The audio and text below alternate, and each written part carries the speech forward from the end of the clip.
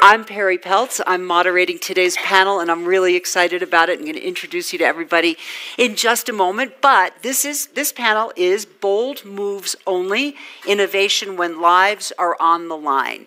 So if you're here for a different panel, stay here, because this is where the action is, promise. Anyway, so excited to have everyone here. What are we talking about?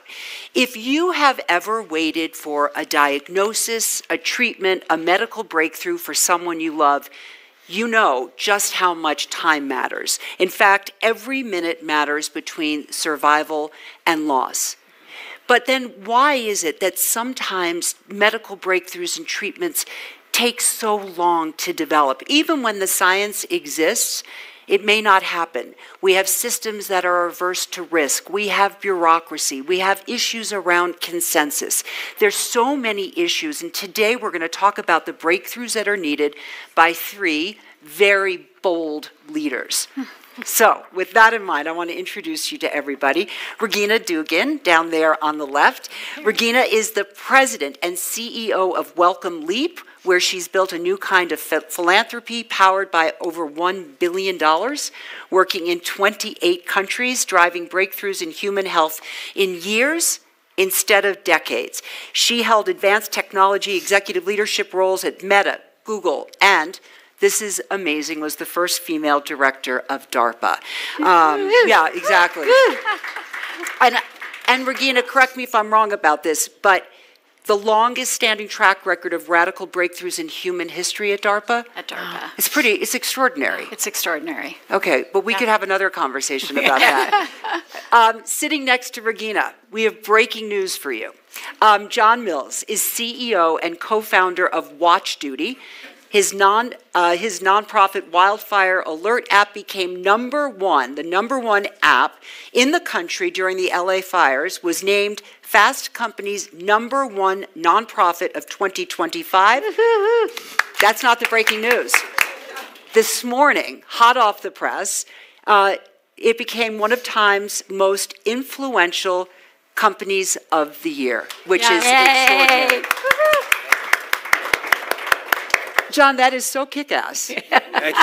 That's a technical term. Yeah. Peggy Clark. Peggy is the founder and interim executive director of Aspen Global Innovators Group, where she leads programs pioneering breakthrough solutions to global development. Peggy's held senior positions at the Aspen Institute, the Ford Foundation, Save the Children, and Realizing Rights. You won a presidential award for my grand prize. Yep. All right. You won that. What was it was a presidential? It was related to the beginning of the movement around investing in low-income people that they could become creditworthy. It's very cool. Yeah, thanks. And our goal this morning is to discuss how we can have faster, bolder systems of innovation that can actually work. So let's start it. We're going to do a lightning round, everybody. Peggy, why don't I start with you? When lives are on the line, speed matters. Can you give us one example? And I don't want to start it on a down, but I want to make sure that we understand the stakes that we're talking about here. From your own experience, Peggy, when things move too slowly, what is the human price? What is the price that people pay? Right. So let's talk about malaria. Malaria is one of the leading causes of death of children under 5 in the world. Every minute, a child dies from malaria around the world, mostly in sub-Saharan Africa. It's 75% of the deaths of children under 5. And so an issue of speed, there was about a decade and a half ago, this brilliant idea of insecticide-treated bed nets. There were supposed to be this big, incredible innovation and advancement to cut down on malaria deaths, which are 100% preventable, but not in most of the lowest income countries of the world. So in any case, everybody was like, oh, this is so fabulous. New York Times, maybe they weren't. They were probably in Time magazine, I don't know. But in any case, what happened was they found the rates weren't changing, especially for children, and it wasn't being used. There was not enough attention paid to the distribution and the uptake of these beautiful, brilliant innovations. And so what they found was they were so pretty, like they're bright blue, and people, if you go into the homes, you see them in the shelves, and they're like, we're saving those for the guests when they come. And they very rarely use them for children, because that's really not the way you assess who gets the most benefits in the family. So that's an example of a brilliant idea that could have made a huge difference and is now making a big difference. But the question of cultural context, use, what's happening in a home with the user on the ground makes a difference between life and death. And what I love about that solution is it's so lo-fi, right? Totally it's just lo-fi. sitting right there in front of you. Right. Okay, John, same question for you. A real-life experience from your experience. Well, unfortunately, this has been all too much in the news, but I'll keep it short. Eaton Fire, 18 people lost their lives. Paradise Fire, 85 people lost their lives. Lahaina Fire, 102 people lost their lives. And this story keeps repeating itself over and over again. And when people are not informed about what is going on around them, it means that men and women will perish, oftentimes in the middle of the night or trying to escape from a fire. All right, and we're going to get back to the solution and what the work that you're doing, which is so extraordinary. Yeah. Okay, Regina, same question to you, a real-life experience where people pay the price. Yeah. So I'll riff a little off of what Peggy said. So our work is really about generating breakthroughs, more of them, and doing so faster in service to human health. And, you know, sometimes the numbers can be a little intimidating. I'll start. So every 16 seconds in the world, a child is born still. That's 2 million babies a year. Now, it's often hard to connect to that kind of number, so let me just put it in a slightly different perspective for you. You wake up in the morning, you lift your head off the pillow, you brush your teeth, you go about your day, you have dinner, brush your teeth again, hopefully. Put your head back down on the pillow. In that period of time, 3,600 babies have lost their lives to stillbirth. Now, the numbers go on, right? In that same period of time, pillow to pillow, 20 vets in the United States have taken their own lives. In that same period of time, 960 women have had blood transfusions because they're heavy menstrual bleeding. That's one day, pillow to pillow. So when we think about the research that we're doing, we're challenging every aspect of it.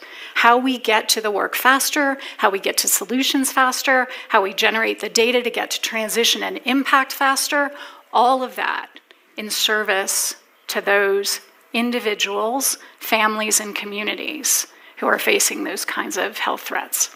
You know, Regina, what's so interesting about what you just said, yes, we want to move faster. Yes, we want to fix things. That's a pretty bold statement when you start to talk about human health, where the stakes are really, really high. That's right. So how are you doing that at Welcome Leap? How are you actually making the things that you just mentioned come true? Okay. So here's something of the timelines that we work to. So we've been in existence for 5 years. In that period of time, we have launched 12 programs, all funded to the tune of $50 million. We are working in 28 countries. All of our programs are 3 years time boxed. In order to make progress in 3 years, you have to challenge everything about what is typically done. So normally, from application to decision to funding, could be a year, maybe a year and a half. When we get proposals, we make decisions in 30 days. 30 days after that, we are under contract, and most of our performers have money to start, and we have a global kickoff. We are working in the global commons. We use network effect, all of the best people who can contribute to the idea, working against a common mission. We are using the best principles of agile and iterative development so that we are constantly moving towards a bold goal that we can also test and measure our progress against. That's how we do it. It could take me 30 days to answer an email, just to put this into context. Thank you, Regina. Sure. John, let's talk about it vis-a-vis fighting fires. Why start Watch Duty? Can you just tell everybody a little bit about the story, because it's fascinating. Yeah, I mean, this, like many obvious problems, they're kind of staring you in the face, just like your nose. You kind of tune it out until you look down, you're like, oh, it's right there. And so there's a lot of times that these things are obvious, but the solutions are non-obvious. And so I experienced a couple fires on my ranch in northern Sonoma County. I almost lost it twice, once real in earnest. It was a very big 50,000-acre fire. And after that experience, I realized that we were the ones we were waiting for. There was no one else who was going to solve this problem for us. And I started to work with my local government and organizations who were in this sector. And frankly, they didn't really want the help. They were like, I'm the government, I'll figure this out. You can have a volunteer badge and show up when bad things happen. And I'm like, this is not how we're going to band together to solve really big problems. And so, I decided with a couple of my co-founders, I was unemployed, or fun-employed at the time, as my generation calls it. I was enjoying myself traveling around in fire trucks, doing wildland fire training, pretending like I was a firefighter, trying to understand what they were doing. And it finally hit me in May of 2021 that I had to go build this. And 80 days later, I didn't sleep very much, and I built it and launched it, and it blew up immediately after that. Can you talk a little bit about the blowing up? Like, actually what happened? Yeah, so... And I just want to remind everybody, because if you've just walked in, that today... John's company was named the most influential company of the year by Time. So which is extraordinary. We're giving you the Don't let the facts. John is I'm sorry. May I give you the NBC motto? Don't let the facts get in the way of a good story. Sorry. Go ahead. So I'm trying to think how to dive into this one. Well, what Watch Duty really does is we alert about all the fires nearby, and I found lots of people on the internet who were doing this before my company, my nonprofit, existed. So through some of the fires that I experienced, there were these intrepid young men and women on Facebook and Twitter who were listening to the fire service radios day and night and disseminating that information for the world to hear. And so after going through one of my mega fires, I realized after trying to work with the government that those people were the answer, that I could band together these unlikely group of people, give them a platform to do what they do better and collaborate in real time, and then push that information out. And so part of our go-to-market strategy was really using them as influencers, is kind of the word we use in Silicon Valley. They would never say this, so I hope they don't hear me say this about them. But they had really big followings in their community. They had the trust of their community for a very long time, ever since really the Tubbs fire in 2017 in Northern California, or the Valley Fire up in Lake County. But they were already doing this work, and so they had this avid following and respect of their community. And so once they got on this platform, overnight, it just took off, and that was really our strategy from the beginning. Before I wrote a line of code, I asked myself, can I get this to market? Is it going to win? And if it does win and it gets the fire truck, what's going to happen? And here we are today. Yay. It's amazing. Peggy, let's talk about some of the roadblocks, right? Yeah, and let me just jump in on this. What's so incredibly cool about sitting next to John Mills is we really need to ask ourselves, where do we believe innovation comes from? Where do we believe expertise lies? And so often you think it's this big fancy, you might think it's the DARPA building, some other big fancy place in Silicon Valley. It's not so fancy. But here's John hanging out there in Sonoma, walking around thinking, something's really amiss here. People are not able to understand how fast this fire is moving. So what I love about this example, aside from the fact you're the most powerful company in the world as of today, is we spend a lot of time trying to really flip that script about where does expertise lie. And particularly in the Global South, you can go to a panel on Ebola at Brookings Institute of Massachusetts Avenue. There's not one African there talking about what's happening. And so what we often do is we're looking for those remarkable innovators that are unsung, that nobody knows about. And so I think what I wanted to share with you is there's such cool ideas, just like what John's describing. I'll give you the example of one person. He was one of our Aspen New Voices Fellows, Dixon Chibanda, Zimbabwe, one of 2 psychiatrists in the country. This is in the country. And he loses a very good friend to suicide. And he's like, this is crazy. There's a mental health crisis. In Zimbabwe, in the world, there's a mental health crisis. There are not enough shrinks anywhere. And aside from the fact, even those of us that go to them, it's way too expensive. And does it really work? I'm not sure. So anyway, Dixon decides, what can I do about this? There's this huge pressures, there's rising depression. And so he says, who's trusted in the community? In African societies, it's grandmothers. Grandmothers are really trusted. The elders, which we need to work on in this country more, respect for elder women. But in any case, he started working with them around training them in basic triage primary care mental health work. And then he said, how can I get people to come? Because there's so much stigma around mental health. So he said, I'm going to make a bench. And he literally built a wooden bench. And he put it in the middle of the, center of the town. And the grandmom was sitting there. And, they started publicizing, if you have issues, if you want to talk, you can sit down and talk to the grandmother. And so this beautiful, beautiful, beautiful story is now such that there's over 2 million people being served. He's working in about 12 countries across the world. Prince William has a friendship band in front of his house or something. AARP is talking to him about this. But this is a wicked problem. Mental health is a crisis, particularly young people today. And here's somebody in Zimbabwe, one of 2 psychiatrists, who says, who can be trusted? How can we do a training that would enable low-cost, rapid scale-up, accessible intervention in the places where the need is greatest? So just riffing off of you, any of us can be the most powerful innovators. I can add to that, even at the research level, right? So we tend to have, look, in my view, almost a patronizing view of what the contributions from many people in the world can be, even at the earliest stage of research. So in the stillbirth prevention program that I mentioned, we have participants at the research level in the US, Uganda, all over the world.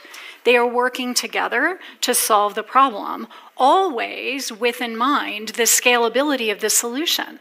And there's something really important that comes from both the execution excellence of the work, and we talked a little bit about that, but also the emotional engagement that comes with that. So here's what happens. With our team members in Uganda, in the hospital in Uganda, they lose 3 babies a day. Now that is part of the conversation we are having always to create the urgency of movement towards solutions, because we can see it, because we're living it, because we care, and because now that team is engaged on a mission together. They're doing something together that they can't accomplish individually, and that's really important. It is really important, and I'm curious, Regina, as you talk about that, talk to us about DARPA, because what DARPA accomplished, and I'm going to let you explain it, not me, is extraordinary. Yeah. What's going on there, and how do you use what was happening there, sort of the work you're doing now? What can we all take away from it? Yeah. So DARPA, for those of you who don't know it, the Defense Advanced Research Projects Agency, was formed after the launch of Sputnik in the United States. The nation was in crisis. Oh no, we have a technological threat. We need to do something about it. We need to create an organization, and predominantly of misfits and those who challenge conventional wisdom and can move quickly towards solutions. There's a particular form of work that is practiced at DARPA, so-called use-inspired basic research. So deep research, but in service to a problem or a capability always in mind, project-oriented. Now, that particular form of innovation has given us originally the ARPANET, which became the internet, microelectromechanical systems, those are the small sensors in your smartphone or in your airbag, laser technology, stealth technology, GPS, so on and so forth. The list is very long. What I will often say to an audience is, if you don't know DARPA as an organization, your life absolutely knows DARPA as an organization. So this is a particular practice of generating breakthroughs. It's optimized to create breakthroughs. And so what we did is we took that model, and we are for the first time applying it to global health and doing so at scale. And I think this is the first time that that's been done at this kind of scale, and we're already starting to see the results. So just to give you an example, even in the stillbirth program, two years into that 3-year program, we have line of sight on a maternal blood test that could, with better than 80% accuracy, tell a mother whether she was at risk for fetal growth restriction, preeclampsia, or gestational diabetes as early as 12 weeks in her pregnancy. That's 2 years in. Okay, so that's the kind of result you can expect. Now, if you imagine that Sputnik is what galvanized the nation to create this kind of urgency around innovation, what I want you to take from some of the early stats I gave you is the way I view it is all across the world, every day, there is essentially a cacophony of Sputnik events for people who are facing a new health threat. Mm-hmm.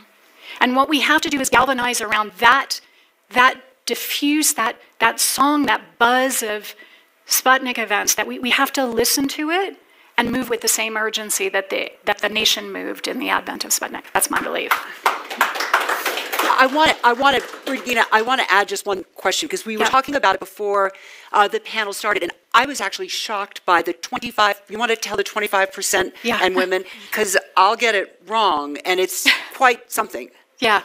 So look, over the last 5 years, I think it's safe to say we have built a breakthrough engine in service to health that is working. If you believe that we do, then you ask yourself the question, what other significant problems do I need to point it at? And right at the top of the list is women's health research.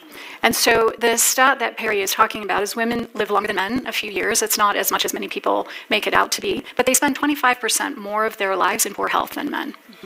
And a lot of the reason for that is that women experience health differently, disproportionately, and uniquely.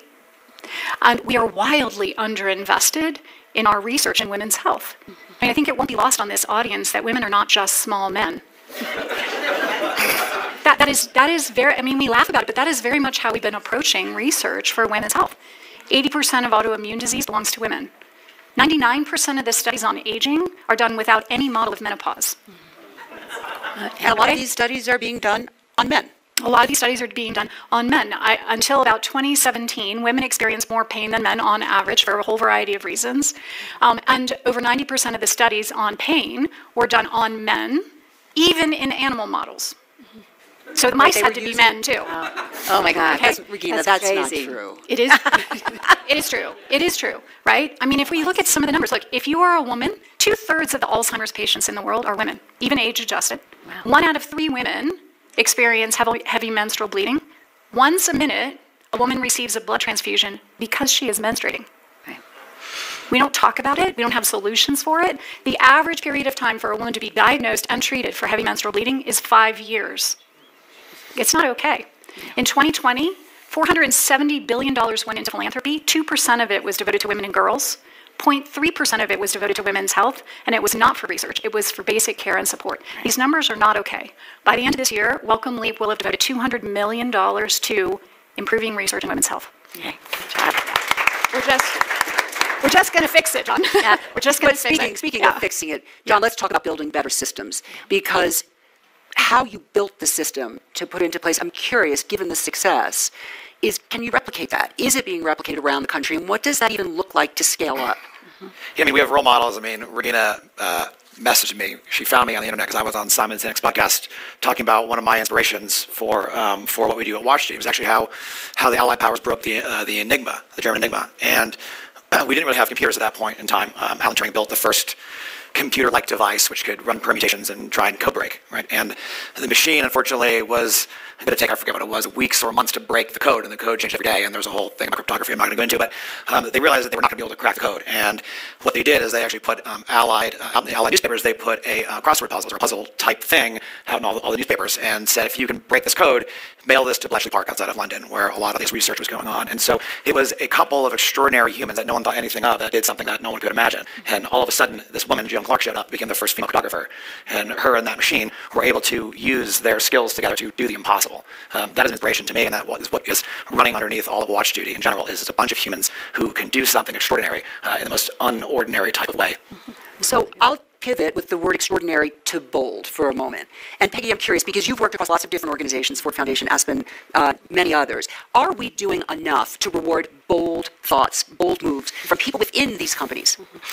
I mean, absolutely not, because so many of the problems that we try to tackle and what we're talking about on campus feel insurmountable, and particularly in this moment in time where we're living in such a moment of almost tectonic change geopolitically and everything. But I think one of the things I love about being in this panel is these guys started by saying that we're part of this misfit club, and they say Team Misfits or whatever. It's like the misfit planet, in the Disney movies or whatever. And so often the complexities of a problem get in the way of your really peeling away layers and getting close. I really believe in proximity and the sort of vividness of what's possible if you're really, really, really close to a problem. And a lot of the entrepreneurs and bold thinkers that we work with are really not famous at all. They're just living with this problem like John was in Sonoma. And they can be the innovators and the thinkers. And so most of the unsung entrepreneurs and innovators we're working with are not at all famous. And then they go on to one young woman, Emma. She just won the Africa World Food Prize because she had this innovation in soil science based in Uganda. She's an organic farmer. She's a PhD soil scientist, but she's an organic farmer. She pioneered a way of keeping soils more healthy, particularly in the face of climate change and drought resistance. Another young man, Satya, in the way north of India, where the drought that they are experiencing is something we can't even comprehend. I mean, it was 80 the other day here in Africa, was like complaining. It's like 120 there. There literally is a crisis, a water crisis that's affecting human health and agriculture on the scale. So he came up with this really brilliant idea of a greenhouse in a box. And the box part is so that it can scale up and go everywhere. He just won the Earthshot Prize. These guys, nobody knew them. And so what I love about this appreciating of it doesn't have that Silicon Valley tech. It can be the person that's literally listening to the radio, a few,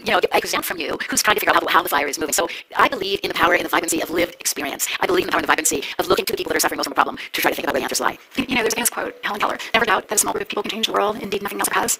right? I mean, I do think there's something really interesting about recognition. Part of the reason I reached out to John upon hearing the podcast is I was like, oh, you're part of the tribe, right? And you recognize people who are putting heart and soul into the work and just figuring it out.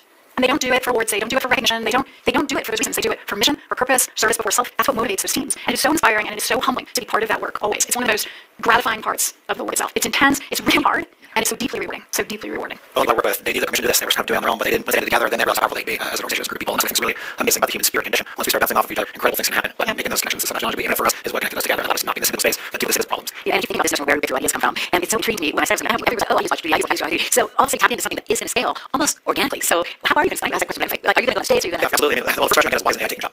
And the answer is, take it over. I'm running a nonprofit, right? I'm trying to change the world. It doesn't matter how it's done, it needs to get done. So I'm touching the outcome, not the how, right? It's the why.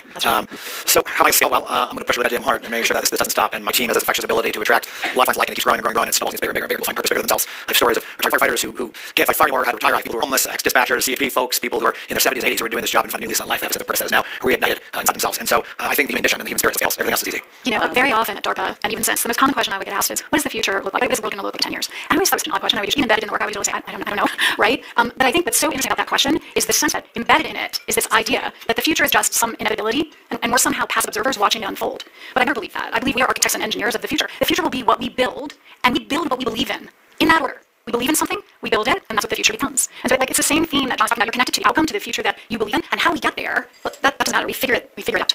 I want to, before we go to questions, that's all of you, I want to do one quick lightning round again, which is, what is the wisdom from your individual work that everybody here can go home with something? Yes, it's DARPA, right? These are high levels firefighting. These are really big issues. But what is the takeaway that we can each incorporate into our own lives? And Regina, let me start down at your end. Well, I would tell you that I think the single most rewarding part of the work I've done over an entire career is when a team accomplishes more than even they thought they could accomplish. We are capable of so much more than we think. And usually, what limits us is that we're afraid of failing.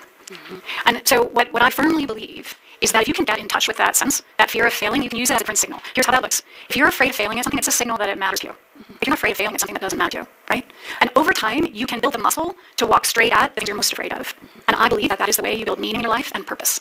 So fear is not a stop sign, it's a compass to meaning in your life. I love that. I read something where it talked about fear, and I thought, wait, to remove fear from the equation. Yeah. Okay, John, here at the Ideas Festival, the one big idea for everybody.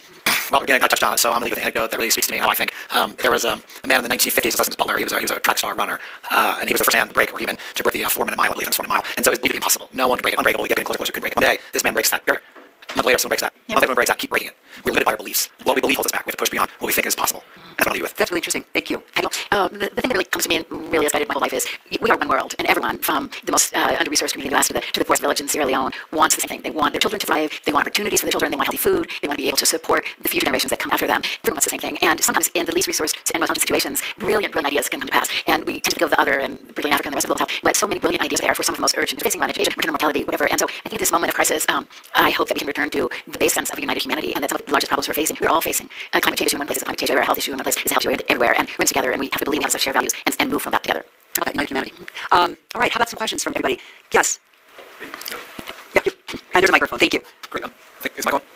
Yep. Okay, thanks. Great discussion. I'm having a hard time applying the pacing to sort of big immovable systems like public schools or food-driven cardiometabolic epidemic, things like that. Can you comment on that? I mean, are there some areas, and you mentioned, say yes, and started in 30 days. Are there some areas that are just no-go to innovate in, or? Oh my gosh, are you asking to handle that? I mean, this panel doesn't know no-go. Then talk about public schools. Okay, I'm not an education expert, right? So I feel a little. It talks about the fire response bureaucracy. Well, I don't know that's a problem, but like, if the school system doesn't want to change, why don't I go build some sort of regular thing that I can suppose before the school to get better food and cafeteria? Like, I'm just riffing here. Like, I would just ignore the status quo, right? Ignore the status quo. Like, I did a bunch of roller dead, nice, this is busted. I cannot fix this response. I'm going to build it over here and make this look arcane. And that's how I did. I have created a lot of movement in seemingly immobile systems running really good pilots. They just start, right? There's often this like debate of the strength of opinion in the room is the one that's winning at the time. We usually push that aside and say, let us agree what data we would need to collect if something is working or not, and let's start. Let's try something. And let me just be clear: the Department of Defense, the United States Department of Defense, is the single largest bureaucracy in the entire world, and DARPA routinely moves that system, right? So it is true. It's partly nonsense. I mean, sometimes people are stopped by the fact that they believe it can be different. Well, what if we believe first that it can be different, and we start? That's how we move immovable systems. Yeah. And then over there, corner, we'll get a microphone as well. Thank you. I have a question, which is I'm on I view myself as very fast moving, and I'm running small organizations and different public organizations. But bureaucracy precedes small things too, and I'm facing big systems that like a 50-person org getting past the compliance burden and getting community. Is there like advice you give on hiring, culture, breaking down barriers, or I'll take any advice on driving that change forward? I'm a founder, right? So it's different. Like, I'm inside the beast, and so then I'll use my scalpel and remove cancer as fast as possible, right? People like us do things like this, and so I look around the room. That's how we look like your age. Colors like, do we think different? Do we move fast? Or are we cutting cloth? Or are we here to like deal with compliance and worry about what the news is going to think? I'm going to do. Like again, I got the scalpel and cut down my organizations. So I'm a little cutthroat about this when it comes to doing this type of work. installing that from the outside in as a challenge experience when I do not want to do, so I don't have anything at big ones. I was much different than the level. Someone plus their argument. I can offer some tips. Our organization, we've deployed in 5 years over $500 million, and we'll deploy another $500 million. We have a team of about 30, right? And we are constantly pushing against the things that you described. So I have a particular phrase I use often in the organization, that is, our first rule is to make as few rules as possible. That's the first rule. Now, that's not to say that we don't have to pass it and those kinds of things. We have to do the responsible thing there. But if we don't have to make a rule, we make it, right? And so, there are those kinds of things that are embedded in the culture of the organization. There's something that we really consider sacrosanct, and that is every problem, whether it be against the mission or an internal problem, every problem goes in the center of the table, and we work on it together. And you'll be surprised what a difference that can make in your culture. Every problem goes in the center of the table. It doesn't get to the compliance officer, to the legal officer, or to someone else who thinks they own or thinks someone has data problem on them. The problem in the center of the table, we work on together, right? And it will make a difference in your organization if you start moving in that direction. Thank you. I wanted to just add a note to the question about moving education, and then I have a question. So PAC conversation anytime. A great example is that 60 years ago, the Head Start program started in America. So 560 children put into early childhood education programs in a matter of months. It's an extraordinary lift. That over, just genuinely months they put a program in place nationwide that sits through about 300 children. So there are examples, and I'd love to talk about. The question that I have, I'm so grateful to be here. I've been awash in a narrative in a cycle of saying that you're in a position of stagnation. I read an interview this morning with Peter Thiel about how we are stagnant, and that sort of stagnation is like what's harming us as a society, and everything that I get from you is a vibrant contrast to that. And so when I listen to our ideas and our beliefs about the future, and I think of a couple of pretty big personalities whose ideas are shaping our shared future right now, I want to thank you for your contribution to that, and also ask you how you experience that narrative and how you see that we could bring some more of this light. Thank you. Peggy, you want to start here? I'm not sure exactly which narrative you're referring to, but I think because there's a lot of diversity in narrative ideas by design, I think I'll just stick to. Well, I think the doom narrative is what is this big cloud that most of us are facing on a daily basis we're facing. And you've got to just look for the misfits. Look for the misfits. Take one step and then take the next step. And I just spent the weekend with some of our healthy community fellows who are indeed dealing with racism in their communities and with mental health and whatever. And they give me hope. They're just starting to say, I'm going to make a difference in this place, in this community. So we talk a lot about the need for community trust right now. But what we need to figure out is not just you guys word like maybe those people sitting right next to you are could build community with you. So community is people who are working on shared interests. So I find hope and inspiration in the movers and takers and the doers, and that's what we have to believe in. Anything else, Mr. I'll just say that we formed Welcome Leap to create more breakthroughs and do so faster. But I think we formed it for another reason, and that is to create a sense of hope. And it's my sense that we have an entire generation, maybe multiple generations, who are disillusioned with institutions. They told them, the old ways, okay, we should be satisfied with the status quo. And I believe, we need a place to put their faith. It's partly our job, it's part of our mission to reward that faith, not with promises, but with actual progress. And so it's that sense of doing, right? That's what inspires me in that overall narrative. Yeah. John? We status quo, I just started doing it. It's not the right way to think. Sometimes it's right, often it's wrong. It's a narrative that repeats ourselves. We can't break that from them. Which is not possible. I don't want to hear that. It's not interesting. So we don't spend our time believing what is not possible. Think about what is possible. So we focus on the negative starts to get right out and not get rid of stuff. So Henrik, how would you like coming right over here? I'm curious with these positive comments about how many people are curious about how politics are coming into your workforce of volunteers. Just John, we met 2023. You're dependent on volunteers. Do your volunteers know if the other Democrats or Republicans doesn't matter? Because it seems like there have been some heroes who are doing incredible work and just kind of move out the world, our country, franchise that maybe it's what you all do. What are your volunteers you work with? It is 200 volunteers. Now we have a 13 of those radio operators. Very stuff. They're left. No, not yet. Yes. So 13 of those are more engineering side. But I got the point. They're left and center. They're old, young. They believe this federally, this locally. They vote all different ways. But none of them ever think about it. We're talking about a group because we have boiled fires down to potholes. No one wants potholes. I don't care what you believe. No one's got a pothole. So we treat these problems like they are. Bob Mazzarri needs who gives a crap. Who votes whatever. These people care about less fire, more rain for their crops and moves. And so people are really focused on first principle problems. More than poison and nuts. Because zero political in the 2 year, 4 years we've been doing this. We're just a able organization. Frankly, no one is crap because fires are coming who's in power. And so we all innately understand that these people need service. And so we've had that problem as the RG at the very beginning. There's long history in this respect, right? When nations are deeply divided, you can look back in history and see how he healed back. And one of the examples in post-apartheid South Africa, that's a good one, right? And Mandela and de Klerk, they sat together and they boiled down problems to their essence. They did two things. They decided that they would work on the problems that everyone shared, and they would have a wide circle of grace and generosity in inviting people into the circle, regardless of ideology, if they were focused on solutions to the problem, right? And that's how they reunited the country. And there's something really fundamental about that, and something we can all practice, too. How we find, how we boil into the problems, and we all understand how we work on them together to get to solutions, regardless of ideology. Big circle of grace and generosity in doing so. Grace is a good word. Such a word. Okay, time for one more. Right there. So often I find that the system kind of grinds out the innovation and the risk-taking, which is awful because our role to take on the risks for the people that we're helping. I think that when we look at the private sector, the VC environment kind of allows for a lot more forgiveness and innovation, but we don't have that in sort of do-gooder sector because it is so risk-averse. It's constantly looking at, legal implications 10 years on the line if you redo a house, for example, cleaning Los Angeles. So this discussion almost needs to happen with the system and sort of the VC of our worlds because it is not happening. I agree with you that there's so much innovation. We want to encourage sort of jump in, fix it, think incrementally, and just, keep your head down, shut up, and just get the work done, and you'll start opening doors and doing I'm going to jump in because we've got 16 seconds. So how do we do that? The wisdom version is the question, I think, that somebody want to take that? Well, look, John and I talk about a new form of philanthropy. We both feel like we're Asian. It's just move fast into things, right? We just have to do more of it. We've got to do more of it. All right, on that note, Regina Dugan, John Mills, Peggy Clark, thank you all for your bold ideas. So appreciate it. Thank you to everyone for being here, and thank you to the Aspen Institute for allowing these conversations to happen. So go bold. It's good, everybody. Good to have. Okay, hello everybody. It's nice to see you on such a lovely day here in Aspen. We have a terrific panel for you on wooden running game in sports today with Christine Brennan, my friend, who is a USA Today columnist and the author of this new book right here, which I've just started reading, Caitlin Clark. It's available in the bookstore, so please grab a copy. She's more newsworthy today than ever. We'll get that in a minute. We're with Carol Stiff, who's a former colleague of mine at ESPN and now has created the Women's Sports Network, and Carolyn Tish, who I've known for a while as well. Right? That's right. Carolyn does many things.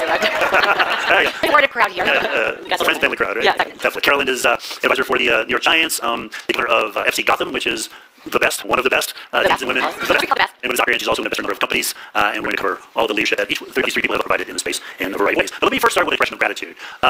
Today, women, sports has been largely run by men, but I can tell you that my career has been enabled, been empowered by women. Not just my mother encouraging me to be everything I could be when I was younger, but it was my wife and I spoke back here in 2009 when I wrote a book and encouraged me to create, found the Sports and Society program. Christine, going back when I was 17 years old, as a reporter in the Miami Herald newsroom, I was a little part-time guy, just glad to be there, and she started at the University of Miami, and I remember one time I called in so nervous to report my game scores, and I couldn't get my words right. She was nice and calm, and like, you got this, it's okay, calm, I'll work you, we'll help you through it. It's really incredible. Some of the women involved with the Institute have been very supportive of this part of the Sports Society program. Letish, who's with us. Carolyn was actually one of our very first advisors in the early days of Sports Society. You were right at Harvard, I think, at that time. We had good conversations. Karen Kenner supports some of our work as well. And it's important work. We have a project called initiative called Project Play, which is all about building kids and communities through sports. We've got a really ambitious initiative called 63 by 30, getting 63% of youth playing sports in this country by the year 2030. That stuff doesn't happen unless people believe in you and guide you. And so I'm just extremely grateful for all the women in my life who showed faith and helped me along. So I just want to recognize as we get started here. But actually, to kind of go, there's a lot right now, but I'd actually like to spin out 25 years from now, because women's sports is in a moment of transition. But I would like to get a sense from each of you about what the end game is. Where will women's sport be 25 years from now? What role will they play, you hope, in the ecosystem? What contribution will they make to society? And how might they differ, if at all, from the way men's sports is delivered? Christine? Hi, Tom, and good to see everybody. So that would be the 78th birthday of Title IX, which turned 53 the other day, and obviously the reason we're here, and the reason that the nation is having fallen in love with what we've created. The girl you see every morning, the girl you wave at on the driveway, she's on her lacrosse bag or volleyball gear or softball gear to another practice, your granddaughter, your niece, what have you. She is competitive, she is playing sports the way that her mother never had the opportunity. It's not just a law, which is significant enough, although it's been ignored for many years by a lot of the football schools, but a little detail. But it's also a mindset. We want our daughters to play sports. I'll go back to answer your question. 53 years ago, when Richard Nixon involved Title IX in June 1972, opening the floodgates for girls to play sports. If some girl on a field, sports field, double takes, triple takes, and outside that she was there, brother, it's time to come home for dinner. Now think about it, when you're in your neighborhood, you see a whole rugby team out there of young women or girls, high school girls, field hockey, college practicing, all women. Do you do the same time? Of course not, right? So that's where we come from. Will equal pay 50 years from now in the NBA? Probably not, but it will be so much better. But the issue with NIL in colleges, it's going to be 95% men right now. It's stunning. There'll be not a lot of lawsuits. The idea of, it's like pay men 95% of the money. Is that okay? Or probably with funded institutions. How will that play out? Will it all just implode and crash and burn and start over with all the transfer and all that stuff? I don't know. That's a tough one. But I think what we've seen over the last 50 years, Tom, we will see again in that same incremental change. And it is slow, but then 100 years of Title IX, but it will eventually will be extraordinary. But it may not be equal prize money, may not be equal attendance. Caitlin Clark is giving up the NBA. She's injured again, unfortunately, this morning with high news. She's devastating as with the NBA, and for her, of course, too, but financially for the NBA. But there will be more. The girls from the parking lot and making it, and that's the value. So I think it's the mindset that will carry us through here. Parents, near your heart, family parents, youth sports, they demand our daughters to having these opportunities. They'll fight those battles, move that up another 25 years. I'm very bullish, even though there are obviously very significant issues as well. But I think it'll be a lot better. The measurements we normally use, equal pay, equal attendance, equal TV ratings, I'm not sure we'll get there, but the participation is victory. And I think we'll get victory on that even now, and then move ahead for these greater battles. Sure. 25 years ago, 25 years out, I can't wait. I really can't wait more. I really honestly did not want to be hard watching an all-women's sports network 24/7. Honest. I was at ESPN for 30 years. Thought every day, why not? Why not? Why can't we be on this night? Why am I always on Sunday afternoon up against the NFL and Tiger Woods and NBA? And I will often say, if you build it, they will come. And we're building it. We're building it. And the more women that participate in sports and have the opportunity to play become our CEOs. And that's what we're seeing now. I was in a meeting one time at ESPN, and an advertiser came to New York City, and they were our sales group. I was in Connecticut, threw out a deal for the NBA. And the advertiser was a female. She was an Olympic rower. So at the table, she's going through this, 36-page deck with the WNBA on page 37, 38. So she went through the first few pages, and ESPN, I'm sure sales was getting the best, because they really wanted this. He was a huge advertiser. And she shut down the deck, and she goes, where's the WNBA? It's coming. Well, no, it's their 20th anniversary, and I'm looking, and there's not even 25 games in the regular season. Oh, well, contractually, we only have to do 19. So a phone call comes up to my office, Carol, can you find room for 6 more games? And I'm like, done, we can do that tomorrow, we do it right now, I got you, no problem. So until we start seeing women owners, women CEOs, 94% of women that play sports are our CEOs in the C-suites, making decisions for women's sports, we'll see a change. I do agree, I think participation rates are off the charts right now at the high school and age. I agree, I don't think we'll see equality between the WNBA and the NBA salaries, but my goodness, we get some better refereeing. I just don't understand. I have a solution. I always come to the table with a solution. So hopefully they'll listen to it. We'll talk more about it. You. So I've had a lot of panels about women in sports. 25 years from now, I hope those panels go away. Yeah. And we're just talking about sports. And by the way, there happen to be female owners on the stage. And by the way, we happen to be talking about female sports teams because what we're doing is sports. And we've had to kind of add that description in it for so long. And don't get me wrong, I'm so happy that the Athens Jude is talking about women's sports, which should have a seat at the table. 25 years from now, I hope that we don't have to be talking about it in sports anymore. We have the best athletes in the world. We have the best product on the field. And now it's time, I think, for the rest of the commercial side, as you mentioned, to catch up to that so that we're just talking about it for the great product that is. One of the things we talk about at FC, the women's soccer team that we own, is when you look at, if any of you are, you're probably all fans of certain teams, and if you named what the best global brands are out there in sports, you might talk about, we were talking about the Cowboys before, you might talk about the Cowboys, you might talk about the Giants, you might talk about the New York Yankees, you might talk about the Chicago Bulls. There's no women's team on that list. And 25 years from now, we feel very confident there will be at least one women's team on that list. We hope to be first, but hopefully there will be many women's teams on that list. So what will be the triggers that make that happen? What developments need to be put in place to create that environment? So for a long time, women's sports, to the extent we're talking about women's sports, it really was kind of a charity. It was the sort of, I feel I have a daughter, so I'm going to also invest in the women's game. In a lot of European countries where the men's and women's teams have shared resources, they quite literally were free. Like, you went to go buy a men's team. It was like, surprise, cherry on top, you also get a women's team. That's not the model here. That's not the model in the US. That's not the model in the NWSL, the league that we're investors in. Now you see people showing up because, not just because it makes them feel good, but because there's a real business case for it. And the real, I think, driver of what will make this sustainable is that we see it with brands that are investing in sponsorship and want to be part of Gotham. They might have maybe showed up because they thought it was a good thing for their brand, but they're staying because there's a real ROI associated with it. One of the first sponsors of Gotham was a company called CarMax, and they took it out early. No one knew who Gotham was. We didn't have a full stadium, but they kind of saw around the corner and saw what was coming. We just, fast forward to now, just renewed our partnership with them, and they were very clear. This wasn't a charity. They had for anyone that comes from marketing, something called a marketing media mix model. So not to get technical, but basically through all the different types of marketing that you do, and look at the model and see which ones are driving the biggest impact on your sales. And for CarMax, that was Gotham. And that was the brand women's sports. So they're not pulling from a charity bucket. They're not pulling from the philanthropy bucket. They are pulling from the marketing bucket. They are pulling dollars away from men's teams that they used to be invested in and are still invested in, and they are putting it towards the women's game, not because it feels good and because it helps them see, but because there's a real business case for it. Is the audience different? I'm curious, Carol, is the audience different? Is it a matter of developing that audience, or is it competing with the folks who are watching men's sports? It's still primarily more male, but in some cases, women's demographics are higher. It does quite well with the WNBA and the WSL does well, but it's still primarily male-driven, but catching up. But getting to your point, isn't it exciting to see ads on TV with Sue Bird? Yeah. Hall of Famer. I mean, crazy it took this long to get female role models in front of the TV set. But yeah, I think the attendance in the arena is different than what you see on television. Obviously, it's younger, it's family, it's affordable. It's just different. I don't know. Yeah, our fan base is pretty different. I think it's one of the reasons brands are so attracted to working with us is while our fans do also watch the NFL, they watch the NBA, they look very different. If you walk into a Gotham game, the fan experience is completely different than going to an NFL game or an NBA game. Our fans are more female, they are younger, they're more diverse, they are more inclusive, they care about different things. So it's if you have your brand hat on and you want to know where can I go find that audience, this is where you can go find it. Let me just add one more thing about it, and I'll let you go, Chris. In college athletics, I'll use basketball as an example, the women stay in college for 4 years. And so you can follow the trajectory. You can follow their journey. I live in Connecticut, very close to UConn national champion, and I look at that crowd, it's quite older. And they're like, oh, that's my granddaughter out there. I mean, they just bond, and they want to know everything about players, and that helps build and grow into the WNBA. But I think that, once again, it's affordable. Yep. And you're seeing families and sometimes an older demographic. So what about Caitlin Clark? Okay, what we've learned from the Caitlin Clark phenomenon. She is, the word you used is the same word I use, which is magical. She's not good, she's not great, she's magical, meaning she captures the imagination. Whether it be the ability to shoot logo threes, or there's something compelling about her that has unlocked the fascination of the public that we have not seen really with any female athlete to date.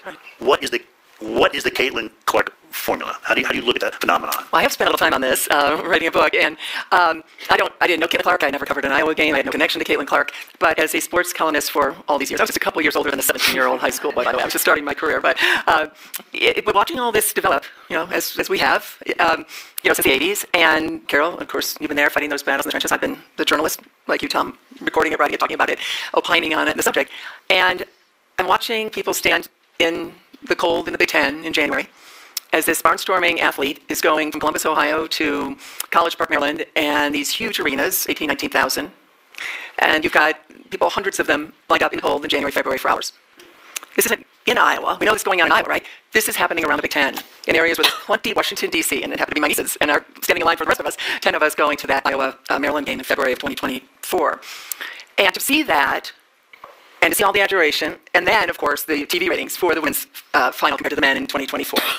The men had played the next night after Iowa and South Carolina, and the women had 4 million more viewers than the men. I'm going to say that, I never thought I would live to see the day. 4 million more people watched the women than the men. Now, part of it, and ABC. Yeah, well, exactly. But it was afternoon. The men had prime time. That's right. Oh, yeah. I want to say something. Right, and also, to be honest, of course, women should have prime time, and this woman has fought so hard for those and fought those battles. But We're talking about a female athlete here. I never, ever thought I would see the day. Now, I realize we can discuss it, and I've got it on the book, the racial aspect here. It's, of course, the WNBA, 74% black league. I go into this in depth, and you've got a white woman coming in, and the WNBA failed miserably, the leadership, to prepare everyone for the moment. Not because they're damsels in distress. They are not. They're tough, strong athletes. But this was tough, and it's not my voice. It's Dr. Harry Edwards, and it's Brianna Scurry, goalkeeper from the 1999 team, the most first great famous black player on the most beloved women's team on earth, the U.S. women's national soccer team. So all these issues go into this, and it makes people then struggle with like loving Caitlin Clark or whatever. Folks, it's Caitlin Clark. It is Caitlin Clark. Angel Reese is great. Angel Reese cannot sell out her arena in Chicago without Caitlin Clark. These are facts, and sometimes they upset people, and people get mad at me. That's fine. Facts are an interesting thing. They're facts. And so why? And I address this to your point. Why is it that the Indiana Fever average home attendance last year of Caitlin Clark was higher than the average home attendance of 5 NBA teams? Again, words we could never even imagine uttering. Because she's a basketball player, but she's really an entertainer. Why did grandmothers who couldn't tell the difference between a bogey and a birdie plan their Sunday afternoons in April for years around Tiger Woods' final round tee time? He's an entertainer. And this is the rarest of the rare things. Paige Beckers is great. She's not Caitlin Clark and not close. I wish she were. I wish that all of these incredible players, especially black women, who I've written about and talked about since the 90s. I've covered the WNBA the whole time, the Atlanta Olympics onwards. It never happened for them, and that is absolutely a shame in the male-dominated mainstream sports world that ignored these women for a generation. It's happening now. And the spotlight on Caitlin Clark then shines on all these players who never have gotten the attention they deserve. That's my view of it. Obviously, there are other views, although, again, you cannot argue money and numbers. And so it is the magic of this woman chucking it, as I said, from the parking lot, and it goes in, or the incredible passes that she's passing, I hate to say this, passing it like a man, right? And who does that attract? Women, of course. And as you said, women we want women, all women who play sports to be then watching and buying tickets and going to games, and they are. But the guys who always, I did these sports talk shows, Tom, you know I did, and they would just rip me to shreds for talking about how great women's basketball was, because I covered a lot of women's Final Fours. They'd laugh. These are the guys now wearing 22 jerseys out at the supermarket. That's where we are. And again, I'm not minimizing the racial issue, not at all. It's all over the book. But you cannot argue with this. And for her to be out now, the attendance is going to plummet. Viewership, the last time she was out, which was 5 games a couple weeks ago on these injuries, this is really, really concerning now. Obviously for her, first of all, but for the league, the last time she was out, more than half of the WNBA TV audience just disappeared. So you know in the league office right now, they are beyond apoplectic. They won't say it, but they are. And I hope that helps explain a little of the why. This kid, also 4 years, you got to know her. Again, white woman, absolutely. It would be ridiculous to not deal with that. Her teammates, social media, people love them. And then, of course, improbably taking her team to 2 final games, 2 national championships, when they had no business. That Iowa team had no business being in the finals against South Carolina or UConn or whatever. So LSU, of course. So anyway, bottom line, there's a few thoughts for you, whether you may agree or disagree. I want to come back to the treatment of Caitlin Clark in a bit. But Carolyn, from the outside in, as someone who has a soccer franchise and is at the center of building up the NWSL, how do you assess the Caitlin Clark phenomenon? What lessons do you take away that might be applied in to grow soccer, women's soccer? So when I was at Peloton, we started marketing at Peloton many years ago, and not so many years ago, a few years ago. What we saw really clear was that the love for the Peloton brand really was directly love for the Peloton instructors. And you would come to an audience like this, and people would say, oh, you know, I love my Peloton buddy. And then the next sentence was, because, or not even because, and I love Robin or Allie or, like instructor. And so we saw this insight really early on, which was kind of there was social media, but it wasn't like the social media, as dominating as it was today, that we are in a star-driven era. And fast forward to, and so to build a brand, you have kind of global brand, you have to build the brand of the stars that are a part of that. And so fast forward to now, besides for Caitlin Clark, across all of sports, it is an athlete-driven era. Think about the love where Patrick Mahomes is across the country, and now 50 years ago, did you think Kansas City Chiefs were going to have fans across the country? No, but a player like Patrick Mahomes can do that. Caitlin Clark is very much living that. She happens to be a female athlete doing that. But so when we think about from an NFL perspective, from an Gotham perspective, we need to build up the stars on our team, tell their story, build that fandom around them, so that we can have, they might not be Caitlin Clark, but we can create our own versions of them. And we see that. Just one last on that is, we have our team named Rose Lavelle. She's from Cincinnati, Ohio. Anytime Gotham plays anywhere remotely near Cincinnati, Ohio, we have an entire section of people in Gotham jerseys screaming their head off because they're so proud of the star of Rose, from Cincinnati. So we definitely see that again. It might not get the headlines that Caitlin's getting, but we very much see that every day. What's fascinating to me about Caitlin Clark is she has built up this persona and people are attracted to her, but she is not in the business of saying outlandish things, doing things that are ridiculous. She's not saying, look at me. In fact, she's handled very difficult situations with an enormous amount of class. So I wonder if part of the attraction with her is she represents something, whether it be sportsmanship or grace, that is marketable in and of itself. And is that a piece of the puzzle as we start to think about women's sports? Well, yes. I think people are, well, we're not getting into politics, but in this world of ours, the notion that someone can be kind and sign autographs and bounce back and have someone show up, like the Ken Carter hit last year, I deal with that in the book. And by the way, it's unauthorized. Obviously, I'm a journalist. I would not work with Caitlin Clark, so she did answer about 40 to 50 questions. So, she's throughout the book, but it is no holds barred book for sure on everything. And Kennedy Carter, just blindsides her, the hip check, and within 2 minutes, and I don't think anyone realized this until I went and watched the game 7,000 times as I watched all these games for this book, and double-checking every fact. Within 2 minutes, she's doing an ESPN interview, Caitlin Clark is. Now, this is a moment where Caitlin, you've all seen that Kennedy card, and I'm so sorry, it's racial. I hate that. I'm just talking about athletes doing things. Well, at the same time, you have Angel Reese, and Angel and Caitlin have great respect for one another. They really do. And they've done a lot of Olympic teams together, and it's going to be okay. It's fine. But Angel, I won't say leaps for joy, but comes to her feet very quickly applauding Caitlin Clark now on the court. Just a total shot by her teammate. It's unfortunate, and I don't have, it's Tanika Ketching saying that in the book. Billie Jean King talks in the book about this. Anyway, all this going on, Caitlin Clark shoots a free throw. It ends up, by the way, winning the game because it's a 1-point game. But they don't throw her out. And now she's going to this interview on ESPN Live. So for anyone who thinks, I'm not saying anyone here does, but there are people that are always programmed, and her PR people tell her what to say. She could have unloaded on anyone at that moment. We've seen many, many athletes do it. Yeah. So it wasn't a basketball play. We're going to move on. We've got to get everything immediately pivots. I say in the book she's 22 going on 40 or 50. What an incredible gift for the WNBA, because she could have started something right there and would have had every right to do it. And I think most male athletes probably, might have. I've had more men's sports than women's sports in my career by far. And no. So I think that appeals to people. The fact that she didn't transfer. I think there's old school thought. This is your area of expertise from the college game. That all this moving around, while it's fun, and we're glad that athletes have rights. Who's on her team? Well, you said it, 4 years. So the TV ratings are there because that Iowa team, so there's that too. But she's also funny. And the Instagram posts, I think people, again, I said this earlier, can feel like they're in the practice with her. She's hilarious. Aaliyah Boston loves her. Erica Wheeler.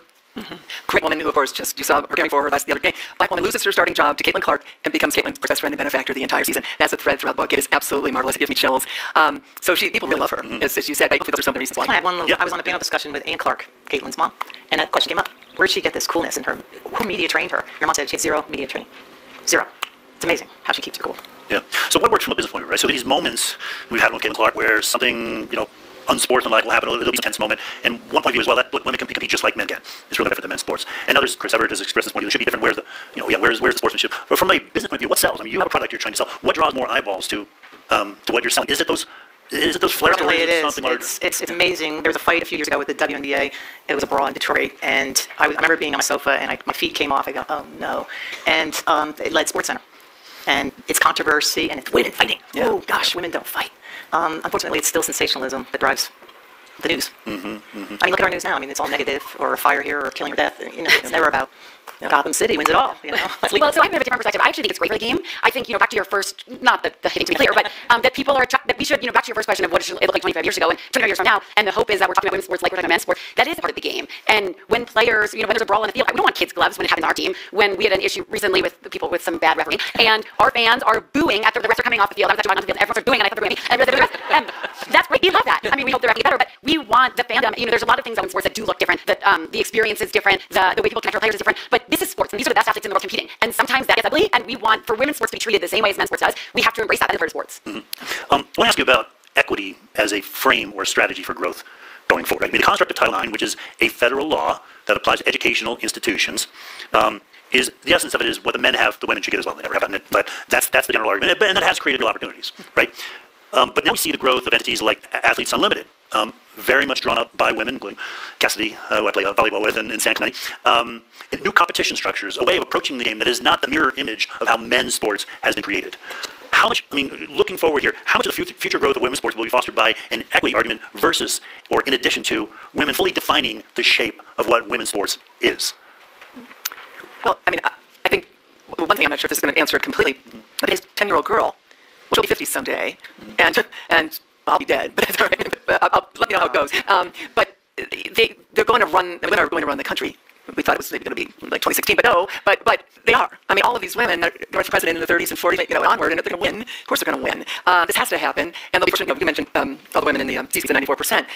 The common denominator for all these women that are leading the country, leading the Fortune 500 companies, leading college universities, will be that they played sports Title IX, right? They're not necessarily Olympic medalists, but they played maybe till 8th grade, and then they moved on to some speech and, debate class, whatever they did, but Spanish law. But nonetheless, we're creating millions and millions and millions of these girls and women every year. We're just pumping them out, right? The 10-year-old will be 12 years, she'll be graduating, she'll get her master's and MBA or whatever, and on she goes, right? I mean, this is what we are creating. So they're going to demand, they're going to run stuff, to be very blunt and not using a lingo of business. They're going to run stuff, and they're going to want to be involved with women's sports.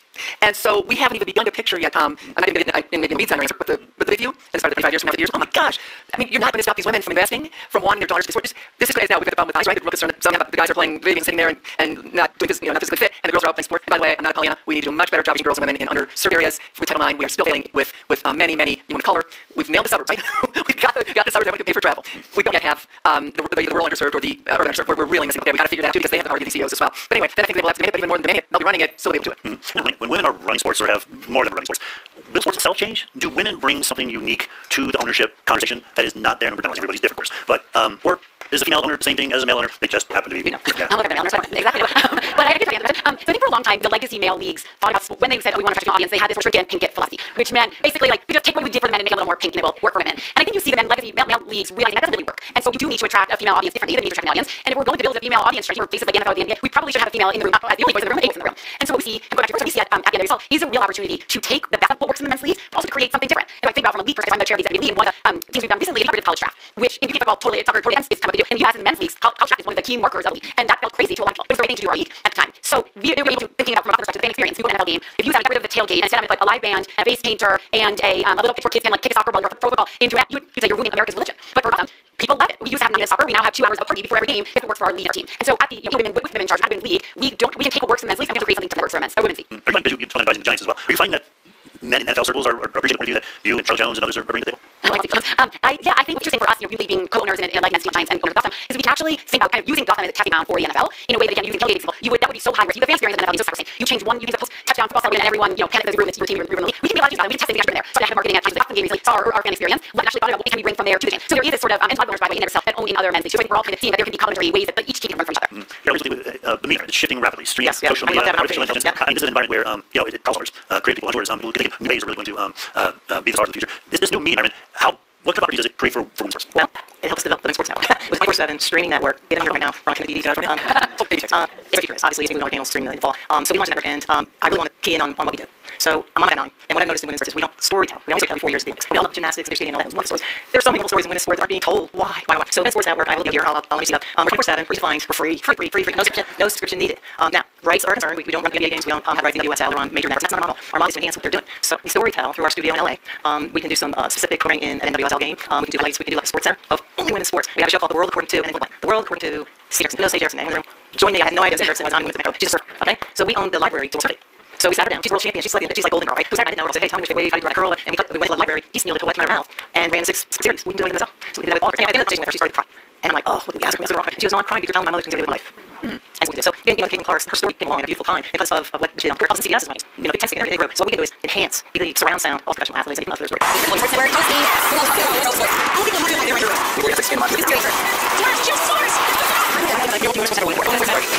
For lunch. At the end of that, we're talking already. We love language stories. Speaking of off-season, and sort of keep this alive. And go into the season. Rerun what we did. Come from reruns. When sport, no one thing. And just always, we had a league involved. We had sailing. We had PWHL, obviously. So we have everything. A mix of great obvious women's sports. We have Golden State for. You have Club Men's this year. Last year Olympics. We've had other events coming through the 24 Olympics as well. Many of these events are.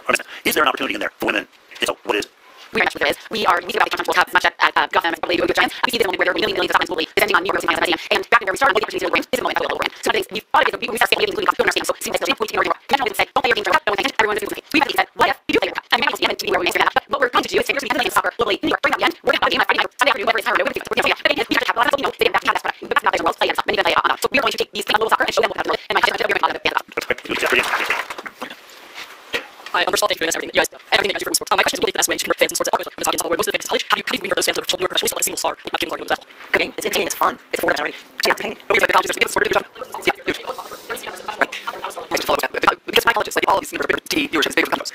They got placements to my NBA, McClark has everything NBA, and of course, then all the live digital alums, right? You're school, all 7 professors, all the ones that and now like, the last vaccine games and make it pleasure, right? It's first. So, what I would do is bring in these chances. Absolutely, if you have a point about both, do it at college level. So, as it is with the kid like Iowa, anyway, but without that, every single one of these, the women's cross league, the women's volleyball, the volleyball league, I would put it in from Wisconsin to Nebraska to Wisconsin, go where the people are, go where the people are. You got to take training on whether it's or AC or then now you build it and then maybe you move it around. College tends to put that. We're going to take out the model, the modern men's sports like sports traditional. You're trying to get past we participation in really sports ways and people to start the people. So separate yourself as well as the more things we're paid for. You got to go to the girls and they don't often have a tier of fan. So we actually then go to that and say we want every youth, every soccer team in the New York area has to come to Boston and those terms have fans as well. So there's a way to start grassroots level and bring professional level. Exactly, so that you play a particular sport 6.4 times more likely to become fans of that sport. You know that because actually numbers.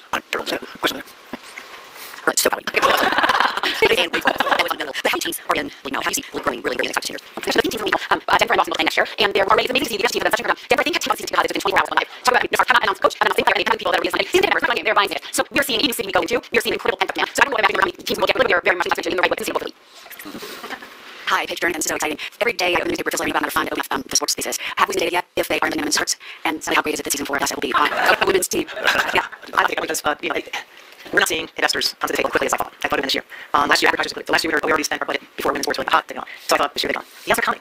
linked to the top tier. So ESPN one time by CBS, NBC, ION now, and that's the thing. And we haven't really marketed ourselves, we really should be, and hoping that more people take on that because you get in now. People affordable. And I noticed that within the landscape of sports, a lot of people own teams. A lot of wealthy investors that can't afford an NFL team or an NBA team. They're quickly gobbling up and really ready to own women's teams. It's terrific. And women who are drinking with them Hollywood stars, they want everyone wants to grab somebody between them, right? Is huge in this area. Cincinnati actually was trying to get the franchise, right? And they got Caitlin Clark as part of their investment group. They didn't get it. Run that one. I mean, since it's on, obviously, and of course, other big names in sports. Absolutely. So that's one too. Just the numbers. So the LA expansion team, they paid $2 million to become an expansion team in 2021. 3 years later, that team sold 5-year low beta for $200 million. So the returns are there, which is why you're seeing new investors coming in. New investors coming in are not, I mean, many are passionate about sports, many are not. They want to buy a team, and this is the right investment to me. The 18th Street is the lead owner, is the lead owner. Carlisle is the lead owner in Saddle Team. These are private equity firms. Their entire job is to bring return capital to their LPs, and they're investing in them in sports. They're seeing that return. So and Major League Baseball made a significant investment in professional women's softball through athletes on the so there's progress. There's more to right? Institutionalized. Listen, we're out of time. There are no questions here. Come up afterward. But yeah. If you want to help us, go to buy merchandise and watch. Okay, Carolyn, pretty nice to talk to you. And we'll start with a seminar on values and start with Plato. And that to me was very appealing because I'd gone through being at CNN for a long time, and CNN had just gotten hit by MS on the left and Fox on the right, and we couldn't be common ground as much as I wanted CNN to be. And the media became divisive, our politics became divisive. I found it uncomfortable and had this great opportunity to go to a place that would be a common ground of shared values. Dan, do you hear any echoes around what the Aspen Institute means for you and what you heard there? Well, yes, but I want to maybe add another word, which is the word community. We really should be sitting in a circle here, because in this audience are all these people who in different ways have been participants in the development of the Aspen Institute over the past quarter century. And we have board members, we have leadership council members, we have many staff members, we have regular attendees of Ideas Festival, partners in our leadership work, our international partners. So to me, that is the living, growing, organic beauty, is that we have a community of people from many walks of life and backgrounds and lived experiences who want to be a part of a community where you can connect, give, and grow authentically in a trustful way over the arc of your life and your career. And so I think we're one of the most important and promising institutions on the planet because we have that kind of capacity to offer long arcs of meaning making to anybody who wants to be a part of it. I'm curious how your involvement in the Aspen Institute has led to certain types of personal growth. So beyond the professional, in terms of how you view the world and how you interact with the world, how has it shaped that, Dan? You know, I'm still on this journey, I guess, but something that has been powerful for me is to participate at what I want to call a crossroads, where people come together from multiple, again, professions or spheres of interest. And I had worked in higher education, and so I was familiar with being at crossroads of where young meets old and where scholar meets student and where supporter meets staff. But the Aspen Institute is pulling from, it's like a wider intersection or something, more roads leading in. And so it's very growthful to be in a place of some vulnerability and professionally where you're interacting with people in fields you haven't been a part of before, or with people whose life experiences is just so different than your own. And so that, I guess, growth that comes from testing and trying to interact with an even wider circle would be one thing. Walter, what about for you? Because you came from media and you said you grew increasingly uncomfortable with what you were experiencing in that sphere. How did moving into the Aspen Institute turn into a pathway to personal growth for you? Well, I've always believed that curiosity was a foundation for creativity, but also for the humility of trying to understand what other people want. And so when I first came here, Kathy and I first came here, one of the things we started was Ideas Festival, which is let's get the greatest scientists and poets and, you know, the Brian Greens and Damien Wetzels and all, to talk about creativity and ideas. And whether, when I was writing books, whether it be Leonardo da Vinci, you know, or Jennifer Doudna, it was all out of their curiosity that they formed communities, they had the humility to try to find common ground, and they had the sparks that led to creativity. So I feel like this is a good moment for a second for me to offer a little bit of an appreciative commentary on some things that Walter made possible for us to be experiencing today. We haven't rehearsed or anything, so you can disagree and say, so one is that this idea that the Aspen Institute should be a public square, that we should open the doors, invite people in, bring ideas into dialogue with one another, connect people, see what sparks could fly from the synergies, the disagreements, the surprises. That was totally new for the Aspen Institute. We were mostly a behind closed doors organization, and that ethos of a public engagement, of public commentary has now spread across all of our work. Virtually every program we have in our policy programs does public meetings of some sort or another. And that's directly attributed to Walter's understanding that great institutions engage the full public. Second thing is that the organization became a more open and egalitarian organization under Walter's leadership. There are a number of our programs that are trying to make a difference in the world, like, for example, our work with out-of-school young people, our Community Solutions program led by Steve Patrick, or our work to help institutions of government, the business sector, education respond to whole families, whether it's a child or an adult who's the primary focus of Family Lens. That's our Ascend program led by Ann Mosley. Those are just two of the programs that Walter brought into the Institute, so that even as we were still shaping dialogues at the level of global economics or global security, under your leadership, we began to bring in change makers and thinkers who would convene around issues that were very much at the grassroots of our country and even of the world. And so the expansion of our work that you led was an expansion of more opportunity for more people to enjoy this dialogic, learning, growthful community. And that has made such a difference to our public programming, which has, even more and more is drawing on more voices from more perspectives. Finally, he also brought Mike and Jackie Bezos into the organization, which brought youth into the organization. And so now, as you probably all know, we have an endowed center for rising generations so that youth and adults can be a part of everything we do. But that opening to the young is another aspect of your leadership. And so I may have jumped a question and making a comment, but when you brought up the idea, I just want to say there's such a debt that I feel, and many of our staff feel, to your leadership, because it was that openness to more ideas, more people, more places that has allowed us, I think, now to look at the landscape today and believe that we are able to offer real value to almost anybody who chooses to engage with us. Wait, I can't take credit for all those things, but they did indeed. There's a wonderful story of the beaver at the foot of the Hoover Dam, and they said, "Did you build that?" He says, "No, but it's based on my idea."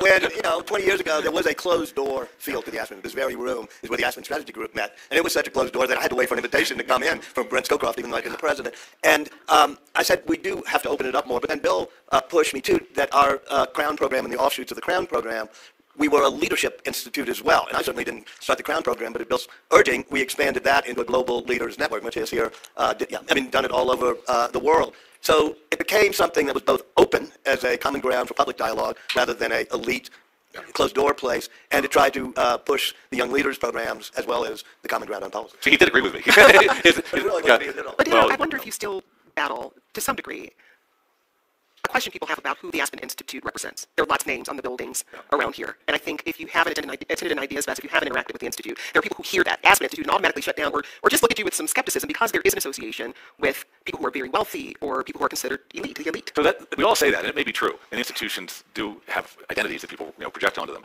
But the simple fact of the matter is we've become so much more inclusive. We are working all across the country within 13 different partner countries around the world to bring people together in dialogue and friendship and sort of possibility imagining. We don't have any young people saying, I don't want to be a part of the Aspen Institute. We have them rushing to be a part of our new Center for Rising Generations. We don't have anybody saying in rural America we're doing economic development or in our family centered strategies or our community college strategy. No community college, I don't want to be a part of the Aspen Institute. They're saying, how can I get in there? People are looking for meaningful opportunity, again, to connect, give, and grow. And we'll manage criticisms that may come because we have to be located in this town. I wouldn't move in a heartbeat, would we? We're going to be there. Yeah. That's on us to manage it, but it's also on us to keep that Walter Isaacson spirit of expansion and inclusion greater and greater all the time. Organizationally, by the way, our organization is paid, if you will, by foundations, by donors, by ticket buyers, at a level now of $270 million this year to do the work we do around the world. So all those different supporters, they see value in being the place where people can come for the connection that leads to understanding new possibilities for a better world. Had you not done the things you had done 20 years ago to open it up, to redesign it in a sense, or pivot from its initial strength to an even bigger strength, I think we would be in a more precarious position now. It's also true, one of the things that a lot of people involved in the Aspen Institute on Native American reservations or on working in our programs with Opportunity Youth, they don't know they're part of the Aspen Institute. We do want to correct that because some of our programs are so strong and so powerful in the lives of those that take part that they don't need to know they're part of the Aspen Institute. And we'd like to fix that. All that said, it's very important these days to be aware of and try to counteract elitism. And there's and by the way, it's all institutions, including your institution, is a very elitist, and people feel it's elitist. And we have to be aware across the country, across the world, of the backlash against elitist institutions and the fact that there is some understandable cause for it, whether it's yours or ours. Yeah, and I think this use of the word elite is it's complex because if you're inside the institution, and I'll use our show as an example of this. When I look at who makes up our team, the people who put money out every day, we have people from across the country who are part of that team. In some cases, other parts of the world, at least at one point. We have people who represent a cross-section of economic levels and people who have a lot of diversity in terms of race, religion. And so from the outside, there is a perception that there is elitism, but when you step into our newsroom, that's not the case at all. And it sounds like... Don't you need some self-awareness even of why there's a feeling that you're an elitist? And this is what I'm curious about, because so often elitism, the use of that term, is also connected to intellectual thought, right? It's connected to education, as if those things are bad, right? When I grew up, my parents told me, instilled in me, your pathway to success is education. I'm a generation removed from sharecroppers, a generation, first-gen college student. When I went to college, I didn't consider myself one of the elite. And yet now, because I have a college degree, people lump me in to that circle. Being here at the Aspen Institute, people would say I'm a member of the elite. That's not the reality of my experience. And so there's some tension there. Dan, how are you navigating that? Well, one is by being, Walter's point, not to be defensive, but secondly, to be creative and find new opportunities to serve and even more authentically serve the full public. So I'll give an example. We were recently supported by the Lilly Endowment, which is an Indiana foundation. No one would call the Lilly Endowment a woke foundation in the middle of the country to go to 75 small and mid-sized communities in the heartland and to, on the ground, get the community to identify for us who are the most trusted individuals at the neighborhood level.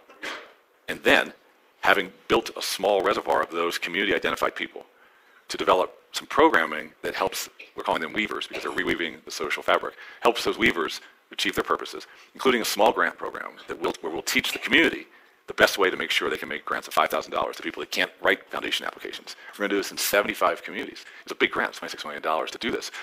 We've been doing it for a couple years in 4 communities, in Baltimore, rural North Carolina, rural Arkansas, and we've been shown that we're good at it. We don't need those communities to run around saying, wow, isn't the Aspen Institute an amazing place? We need them to say, we have weavers in our community that are showing the path forward. David Brooks was the founder of this concept, and with David's talent for building narrative, we intend to show, if anybody doubts it, that at the local and community level, weaving, which has always been an American strength observed since de Tocqueville, is still alive and well, and here's what it looks like. And it won't look like a so-called elite group. It'll look like everyday people doing extraordinary things. And so it's a reimagining of what it means to be a leader. It exactly is that. We do have about 20 fellowship programs for leadership development, like the Crown program. They focused on some blend of the why of leadership and the how of leadership, depending on the program. For example, we have a big one for community college presidents. So it really helps those leaders of small cities in rural and urban America to build predictable engines of opportunity for those students, counting on those schools to be able to get them into family-sustaining jobs. And the community college sector loves the Aspen Institute. It was Walter that brought Josh Weiner here to build this program. And so that kind of work to identify leaders of people serving institutions in community and leaders in their own accord in community complements the work of having an Aspen Strategy Group where you're talking about affairs of global security. And if we're really good, we'll see how we do, because we're working at this. We will be able, if we can, to weave all of this into a fabric, an interconnected global community of people who are trying to make a difference in the world, where Aspen is their home base to go back to for the dialogues, the learning, the connections that will then allow them to go back to their work with even more power. There's a colleague named Tommy Loper who's sitting right there, and with a slight smile, Tommy is helping us build this interconnected, the framework for an interconnected Aspen community, which includes a big tech play, investing and making it possible for everybody in this room, each of you, within a year to have your own Aspen passport, different for each one of us, that will allow you to draw into your own sort of brain space the content we're producing across the world, whether in Romania or in Tulsa, and to be able to chart what you would like to learn next on your leadership journey. We're going to make that a public good, available to all, where the people that have made this place what a wonderful institution it is can also be educators and amplifiers for those that want to come in and join. Well, one thing I should add, I knew Tommy when he was still known as Tom, but what you've just heard is the fact that Dan has built more in this institution in your period than I did, but thanks for giving me the credit. But it's amazing the amount of new things that have been built on it. It's actually linking and leveraging, really. Walter helped, and many in this room helped us put so many different important new pieces on the table, complementing a 75-year tradition of respectful, inclusive, important dialogue. And this era, that those of us are doing it together in the room, what we're just trying to do is to connect it even more so that the next generation of people coming here can be an even bigger group. Tell us a little more about that next generation leadership program that the Bezos is doing. Are you okay with that? Yeah, go ahead. So at this time last year, we were finalizing a discussion with the Bezos Family Foundation and Mike and Jackie Bezos about a vision that they first formed in dialogue with Walter about 20 years ago. And so this may be apocryphal, but I've heard the story so many times. Mike, new to Aspen, gets to know Walter, says, I like this place. I like the way people engage. Can we get some younger people here? And Mike says that Walter said, yeah, I think we could get some more 35, 40-year-olds here. It's a good story. Yeah. So Mike and Jackie chortled, and they said, well, we were thinking teenagers. And then Walter said, I think that's a great idea. The Bezos scholars are now in their, I think, 21st year, and maybe the 20th year, coming to ideas. And Mike and Jackie, encouraged by Walter, began to make investments in other parts of our work to include young people. And so this was like seeding across this beautiful farmland, these different ways to involve young people. And then after our board chair, Margot Pritzker, led us in the development of a 5-year strategic plan 2 years ago, which identified building social trust, connecting leaders across all divides, and getting young people involved, Mike said, I really want to make this permanent. And so he made the endowment gift. So that the Aspen Institute will, for all time, be a youth and young adult, including and serving organization. He created the Center for Rising Generations. The donation was a large one, $175 million, so that we can draw the interest on that every single year, roughly $8 million, in perpetuity, to extend our work into more circles of young people and include more young people and young adults across what we do. But it's kind of an example, and I haven't said this before, so you gave Mike and Jackie the chance to be involved and to have influence, which we want you to have influence. We want you to feel this is a living organization. You're a part of it. You have ideas. You can help us to go a little farther, find a different route. And in doing that, Mike and Jackie, blessed by Walter, made good solid steps. I don't want to call them small, but I want to call them steady to include more young people, more young people, more young people. And then we have a 5-year strategic plan. And Mike and Jackie are thinking of legacy. And so we have a chance to take a big step. And I think that's how institutions and even countries develop. Steady, incremental progress, but don't miss the chance to take the big step. Yeah. Walter, I'm curious what you think we have to learn from young leaders. What do they bring to the table that is unique? Well, one of the things I did after I left the institute is go back to a university, Tulane, and teach. I got a ride over here from a young man who took your class, and he sang your praises. A young man who threw me on one of the carts and drove me over here, and he was a student in one of your classes, and he sang your praises. Red-haired kid. Yes. He was not a good student. Almost. No. We're all going into a new age, and we're fearing it. Kathy and I were talking about the panel just before, in which Kate is talking about the age of AI and what it can do. And I feel that every generation, whether it's my parents who were rebelling against rock music and television and transistor radios, or when poor Plato is arguing with Socrates about whether writing is going to destroy our ability to memorize, those sort of things, that one has to have our batteries recharged by people with the fresh ideas, fresh minds, and fresh approaches. And so I find that the Bezos scholars, when they come, the Aspen Challenge people in each community, the students that I teach, end up bringing more to my creativity than I do to theirs. And Dan, when we're working with young people, and I have a lot of young folks in my life, I think sometimes they're bringing ideas to the table that aren't entirely comfortable for people of other generations. Don't forget, I was a college president. But even before that, my wife, Karen, and our children, I lived in a dorm on Georgetown's campus for 8 years. And we raised our kids on that dorm. And so I know what you're saying. We keep going with it. So how do you, in an institutional setting, navigate that tension where you want to provide the support to help them become really influential leaders, but also give them the space to explore the ideas that may be uncomfortable for the people who are writing the checks? Mike and Jackie are very thoughtful on this very point. When we developed our youth leadership programs with their involvement, they reminded the Institute this is a little bit different than with the adult leadership programs we do. For instance, their values are still in formation, whereas sometimes with our adult leaders, we're trying to tap and draw out of them what's been deep inside so they can say it. We have to give young people a little more space. We also think that learning by doing is so important for younger people. Get out, get involved. But in general, I think that these are age-old ideas, or maybe Brene Brown would say they're good. I hope so. But one is that relationships, build relationships with young people. That is the single most important thing. And then secondly, young people respond well to the feeling of being respected by those they respect. That is magic, that moment. When you respect somebody and they respect you. I learned this from Jesuit priests growing up in my educational experiences. That is magic, that moment. And the third thing I'd say is to help instill and encourage and inspire growth mindsets in young people, which is essentially the belief that as the world is changing around me, or as I'm facing new challenges or new opportunities, I can develop my talent. It's not fixed, it's not capped, it's not defined or limited. I can grow as I go. And helping young people have the learning experiences of growth, where they do grow and then they know they've grown and then they understand they can do that again, is how to instill growth mindset. So in our Center for Rising Generations, we're going to really emphasize facilitating growth mindsets through dialogue. I can have difficult dialogue. I can understand an argument somebody makes so well that I can give it back to them accurately without them being mad at me. I can not only express my point of view, but I know how to back it up with evidence or with an argument, with rhetoric. And so being able to then have growth, document growth, and then know you can do it again is sort of a spirit that we're bringing to our work with young people. And our focus is civil dialogue, civic engagement, developing your leadership. That's how we're going to engage with young people. And so will there be ideas that younger people have sometimes that we who are older might say, I don't know if that's going to work. The key is to have a relationship where there can be give and take. I just want to mention we will have time for Q&A in just a few minutes. So if you have questions prepared, then we'll have a microphone that will move around the room. There's so many staff here, we could actually, any complaints anybody has, why not? I want to point to a sobering reality that everyone in this room is aware of, and that is the loss of trust in our institutions. In a 2024 Pew Research Center survey, only 22% of respondents say they trust the federal government to do the right thing just about always or most of the time. And that's just one measure of the decline of public trust in many institutions. As you said earlier, Walter, that goes across federal government, it goes across media, goes across higher education. But both of you have led the Institute through times when public trust has declined, and we've seen this increase in polarization. So I'm curious, what makes you can answer this two ways, but what makes you convinced you're not fighting a losing battle, or what gives you hope that the work you're doing will shift the tide? So I don't know if it's a losing battle or not. Nobody actually knows that. We should all get up each day and do everything we can to make a difference in that day. And the way I look at it is it is a fact that trust is being tested, of course. So enter me this, though. The opposite of trust is cynicism. What problem in the history of problems has been solved by cynics? When have they ever said, oh my gosh, we're not caring for the elderly well, we got to build a new social security system, bring in the cynics so we can create the social security system. Or, oh, we got to go to Normandy, quick, get the cynics so we can hit the beaches. Cynicism has never solved a single problem.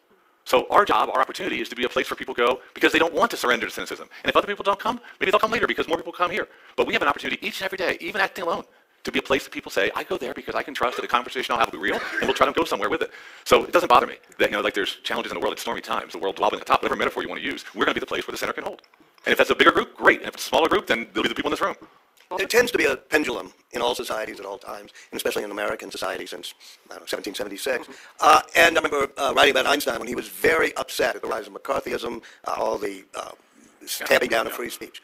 And he wrote to his son, he said, I've seen this happen before. I saw it in Germany in the 30s, then saw it with the Communist Party. And then a couple of years later, Eisenhower, Edward R. Murrow, all these people team up, and the pendulum goes back. And Einstein said, America has something magical in its democracy like a gyroscope. It tends to right itself, which is a nice thing to think, but I also then later thought, no, it doesn't just do that. We have to do that. It's like the arc of history bending towards justice. No, it doesn't bend. It has to be bent towards justice. I do think there will be a pendulum swing back. There is a yearning for community, a yearning for trust, a yearning for information you can trust. And those of us who were part of institutions that lost trust, we can be angry about the people for losing, but we also should be inward looking. Like, why did we, you and I, lose the trust? And I have some reasons, but I think humility is always warranted when you're looking at why those people don't trust anymore. But something I want to mention that Walter's doing is he has a short Walter Isaacson book coming out in the fall that will look at the Declaration of Independence, the key sentence, we hold these truths to be self-evident, and explicate the dialogues, the debates that were leading to what ultimately became that sentence, and then offer, I think, we'll see a few Walter Isaacson thoughts about the relevance. Inspired by both the Aspen Institute, if I may say so, and Lauder, who over the past year kept urging me to do that. And we need to sometimes allow people to talk. You talk about young people and needing their spread. To go back to saying my student actually was a very good student. I didn't mean that was just a joke. Because every time he had an idea, I say, okay, complexify that a bit. Tell me the other side. And by the way, I don't get. And I think sometimes we in our generation and we in the media made it so you weren't supposed to say certain things like that. And that's why the backlash against political correctness and what has happened. We were all appalled at that backlash until we reflected inwardly and said, no, maybe we hadn't allowed exploration of ideas and people being challenged to complexify their ideas. So what I love is that Walter, who has been the historian and biographer of so many transformational figures, in this book, offering some of your thoughts about what is blind possession. Yeah, that's all the better. Longer than I would have taken less time.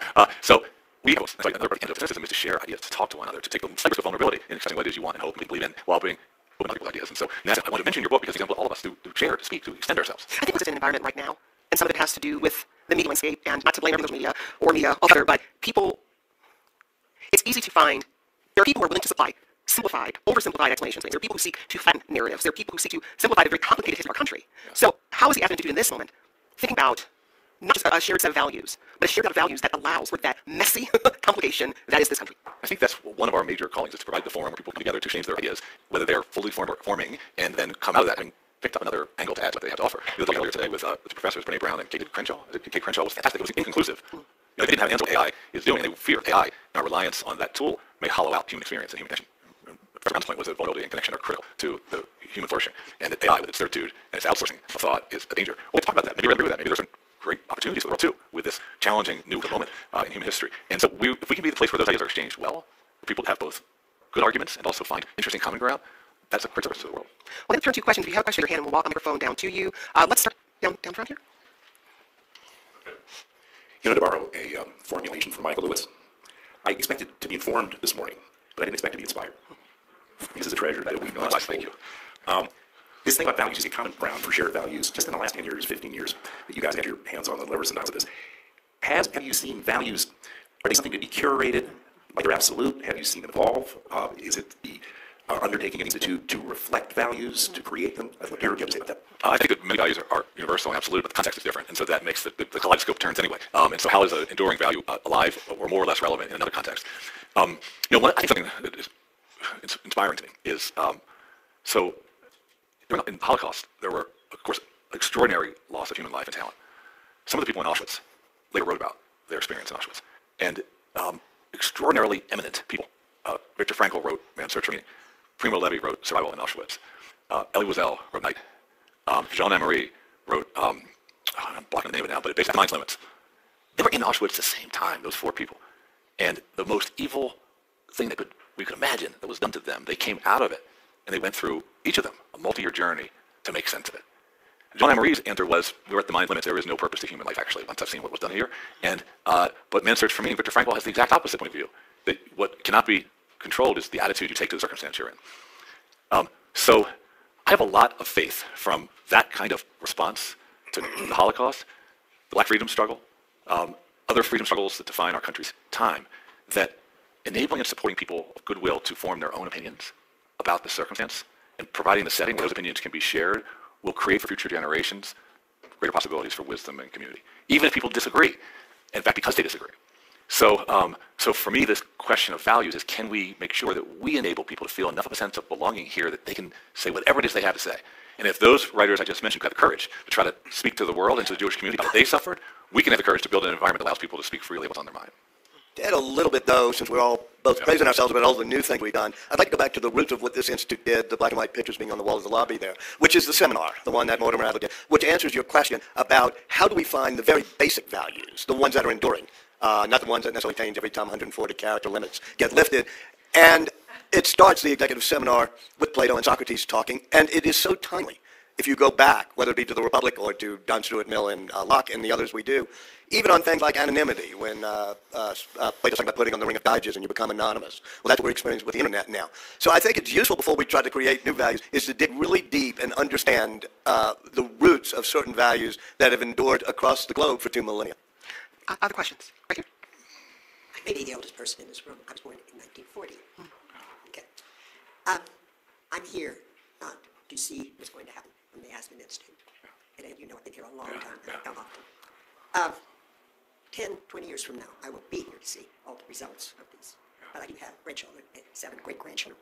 Okay, I grew up in the era when de Tocqueville was believed.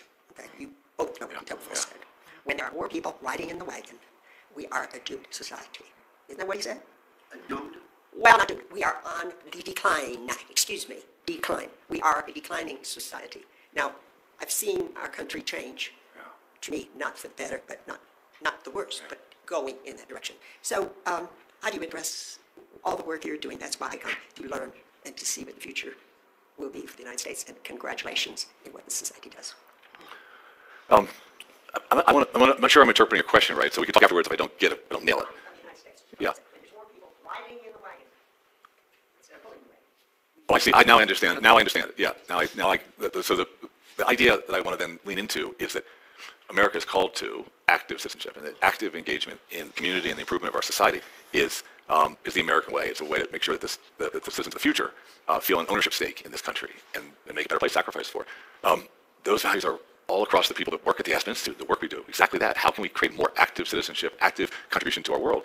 And the reason I pulled back for a second is when you said more on the wagon. I wasn't sure if that was like bad to have more on the wagon, but now I get it's more to be pulled by those who are the leaders in society. We want more people from more backgrounds having an ownership stake in this country, and our programs are organized, I hope, to do that, because when you own something, you have accountability and responsibility for it.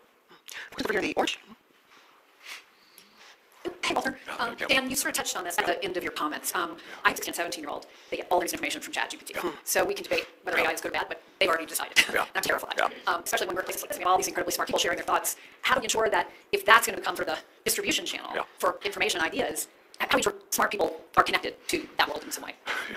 Well, you've worked on that in levels in traditional media, new media, and social media, and other things. And I think we'd all agree that one problem is that the incentives of the algorithm to get engagement are not the same incentives you want if you want community and shared pools of misinformation. So there's a fundamental technological challenge in algorithm-driven digital media than there was back on the days when you were on the air versus in social media or watching your kids do large language models.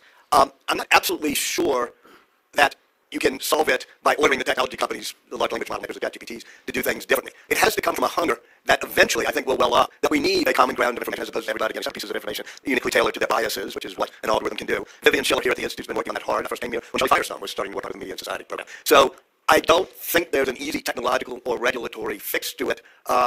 And in the end, the technology is only going to be as good as we want it to be.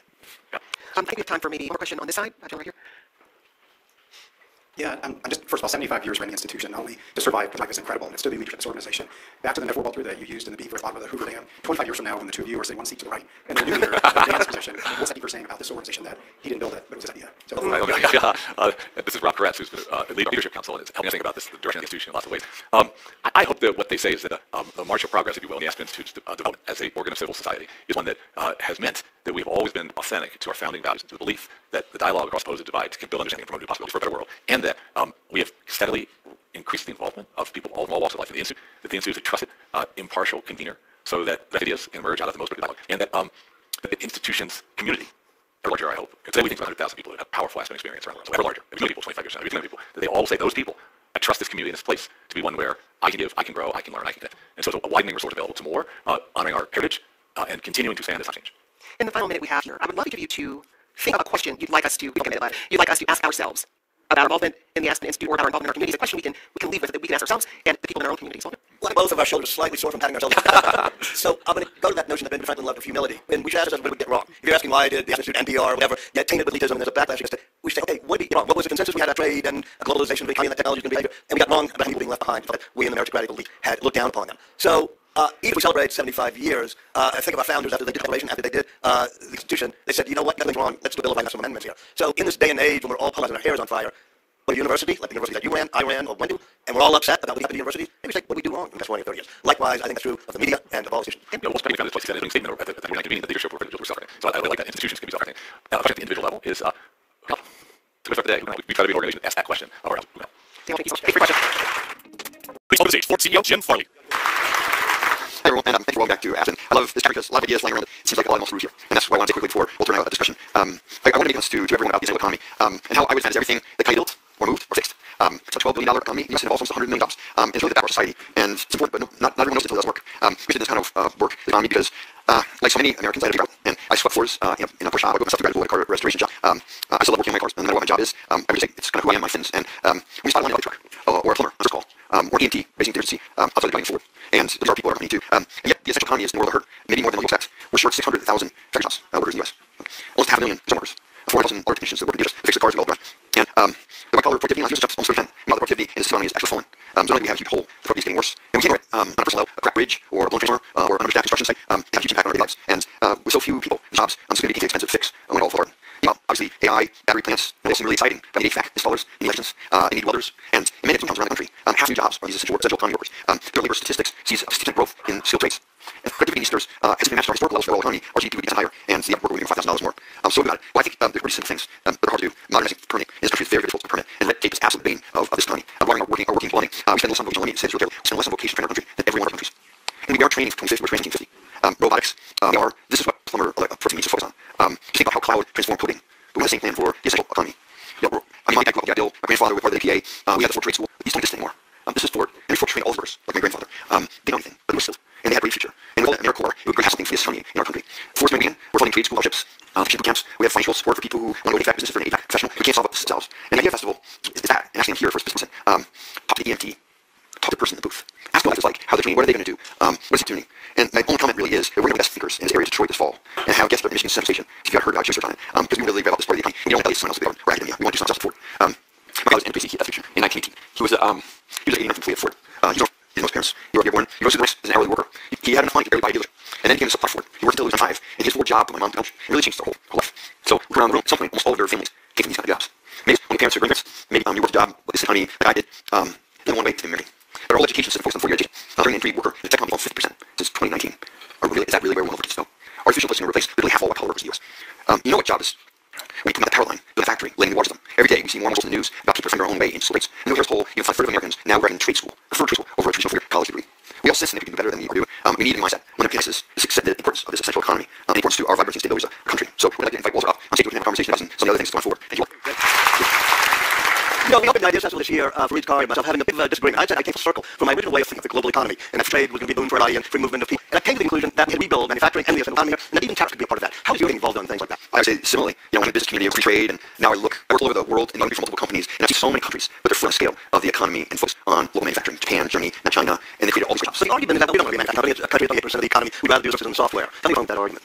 Well, if you have to defend yourself, what happens? What is Google doing? Thanks. People think we've forgotten a lot about it. And I think, like a lot of energy independence, we need to turn on industrial independence. It's very, very important. People don't realize how dependent we are as a country on making things on other countries. We cannot get any hyper maintenance without China. We cannot shut down for the last 3 weeks because we cannot get power into your speakers and your system, your seats motors, your motors, your door motors. And we have some building these modern tariffs. We might rebuild and save sector. And all other countries. So we are fighting behind the back. In many cases, our competitors have $5 to $6 that they're exporting. Today, China has 20 million units domestically, but they have 4 million of capacity. They can export capacity for electric vehicles or all vehicles. Okay. They don't have to go and they can serve all of North America and part of Europe without anything. So we are in a global competition, and these jobs are really great. The job at Ford is $150,000 to $200,000. It's a transformational job for people's lives, and we have to really understand it's going to take to not just have tariffs to have an even playing field, but also to repay minerals, battery raw materials, manufacturing grade semiconductors. Oh, it's so exciting. They have all new semiconductor plants in Arizona. They're making advanced nodes for AI. But most of the silicon and those industrial products that we all buy are manufacturing grade. It's gold that all comes increasingly from China. We won't make anything if we get it. What's the time past year? Oh, I would say 67. 67? Yes. What are you seeing there that we went from? The most thing I've ever seen. 70% of all EVs in the world, electric vehicles are in China. They have far superior in-vehicle technology. Huawei and Xiaomi are in every car. They have cell phone technology. Yes. Nothing to do with cell phones. Yes, and you don't have to carry your phone automatically. Your whole digital outcomes is mirrored in the car. You have an AI companion that you can talk to ChatGPT equivalent in China. To your, all that automatic payment is already there. You can buy movie tickets, have facial recognition, so it knows who's in which seat and which media you like. Well, for that, we need to explore. You have to go outside not to go in our business. And even beyond that, their cost, the quality of their vehicles is far superior to what I see in West. I mean, we are in a global competition with China. It's not just EVs. And if we lose this, not have a future Ford. Well, you did talk about EVs and how much they're doing there. To some extent, it seems that Ford is at least taking its off the accelerator for electric vehicles. Is that right? I think it's changing our profile in line with, man, we've been number 2 to test for years. We're also number 3 hybrids. To Toyota and Honda, people don't know. We're 8% market share on hybrids for trucks. F-150, which is the best-selling vehicle in the United States for 47 years. 25% of all of them have a hybrid system. And why are people buying F-150 hybrid? Well, because we're power on board. With a hybrid F-150, you can power your house for 6 days and the grid goes down. People are really interested in energy independent in Texas and Florida and California. So I would say we're putting more energy and more investment in hybrid, and we're reaping capital because we saw what happened in this first thing of EVs. We're going super affordable and commercial. We're not going to be investing in $50,000 to $60,000 SUVs, $30,000 EVs, and commercial EVs, because that's where the market's going. So super affordable. There aren't that many of them here. No, there aren't. There's actually really none. And those are here kind of compliant vehicles. The manufacturer kind of create EV credits and sell trucks. They're not for cars and they lose a lot of money. So we have a challenge, a project company, which hopefully we'll talk about publicly soon, where we're going to build the Model T of EVs with a small group of Suncorp's team in California. Wow. So that's what Henry Ford had to do. He did. When Henry Ford decided to democratize the V8 in 1932, he took 10 people and he quit the company. He put it in Greenfield Village, and they developed 20 or 30 different versions of V8 until they settled on the one. They had to quit the company. Then when he got the design right, he threw it back in the industrial system at Ford, and we were going to industrialize the V8. So that's what we could do a really affordable car. Would you keep that in America? Yes. We'll build in America. It's been engineered in America. Our supply chain, this is one of the debates about the tariffs. Look, I mean, it's $800 a month for an F-150 now. And, if we build every part here, I'm not sure we could even, wire harness fasteners, there's no suppliers in the U.S. But even if we did, it'd be $900 a month. So the tension on tariffs are, how do you find the fair playing field, but still make your vehicles affordable with import parts? So what I'd like to say is, hey, let's create a fair playing field for the finished vehicle. For parts, let us import parts from around the world. Let us keep Mexico stable in other countries. And that's working through the administration on. And when you say working through the administration on, how do you deal with them on understanding how tariffs should and could work and how supply chains and the in Mexico should work? It's been an interesting process, a very intense one, with a lot of dialogue. I would say the president's priorities are very much in line with Ford. People don't realize half cars in the United States are imported through a port or through a train or a truck. Half. About 20 years ago, it was 80%.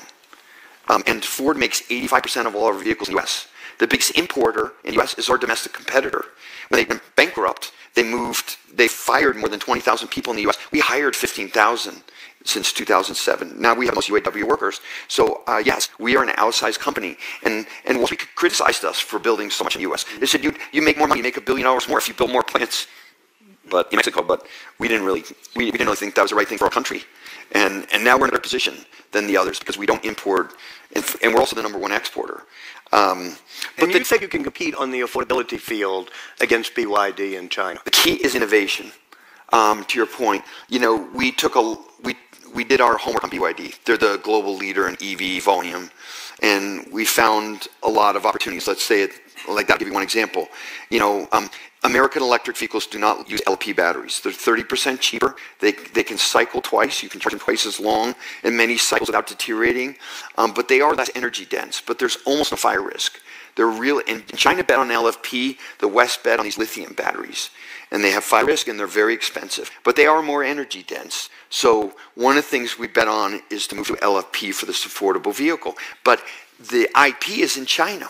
So we had to localize the IP in Michigan, and that's very difficult. A lot of politicians focused on that, but we think that's the best thing for America. So if you do LFP batteries, sorry to get so geeky on this, think of what Elon Musk is doing. Yes. It's not just for cars. You might use it. Yes. Go ahead. Yeah, I would say you're absolutely right because we have a lot of renewable energy now in our country, wind and solar, but they work sometimes and they don't work others. And there's a lot of energy storage that you need with this renewable, grid now. And so Ford could get into the energy storage business? We could repurpose our facilities, take LFP technology and make, energy storage batteries, not just EV batteries. Mm-hmm. And that's actually what Ford does.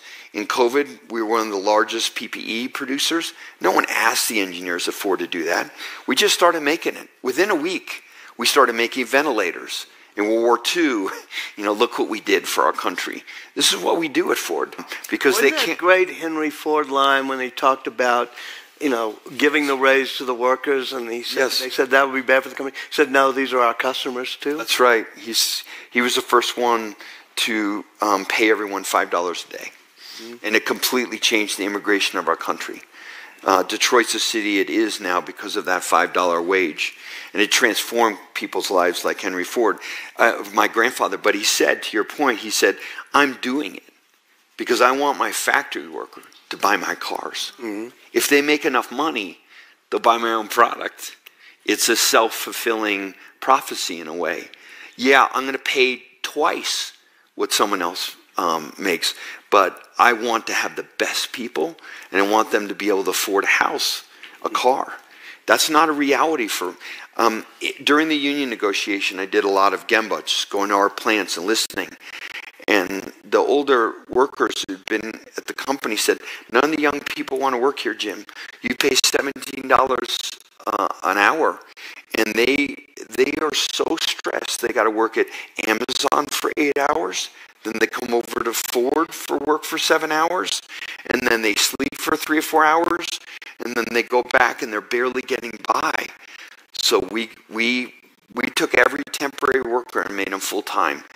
It wasn't easy to do. It was expensive.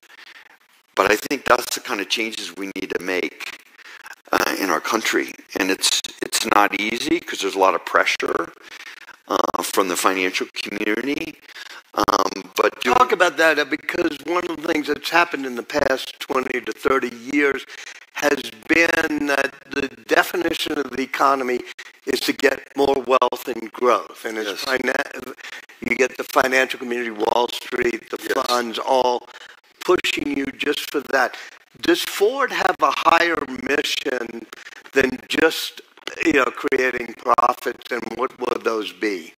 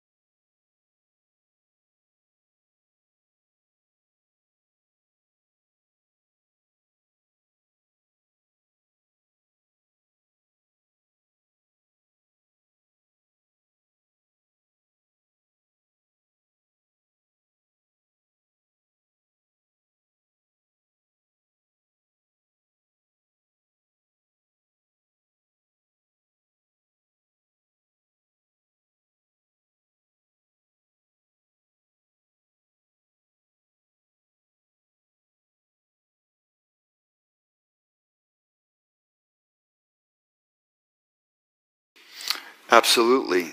The Ford family is in their 6th generation.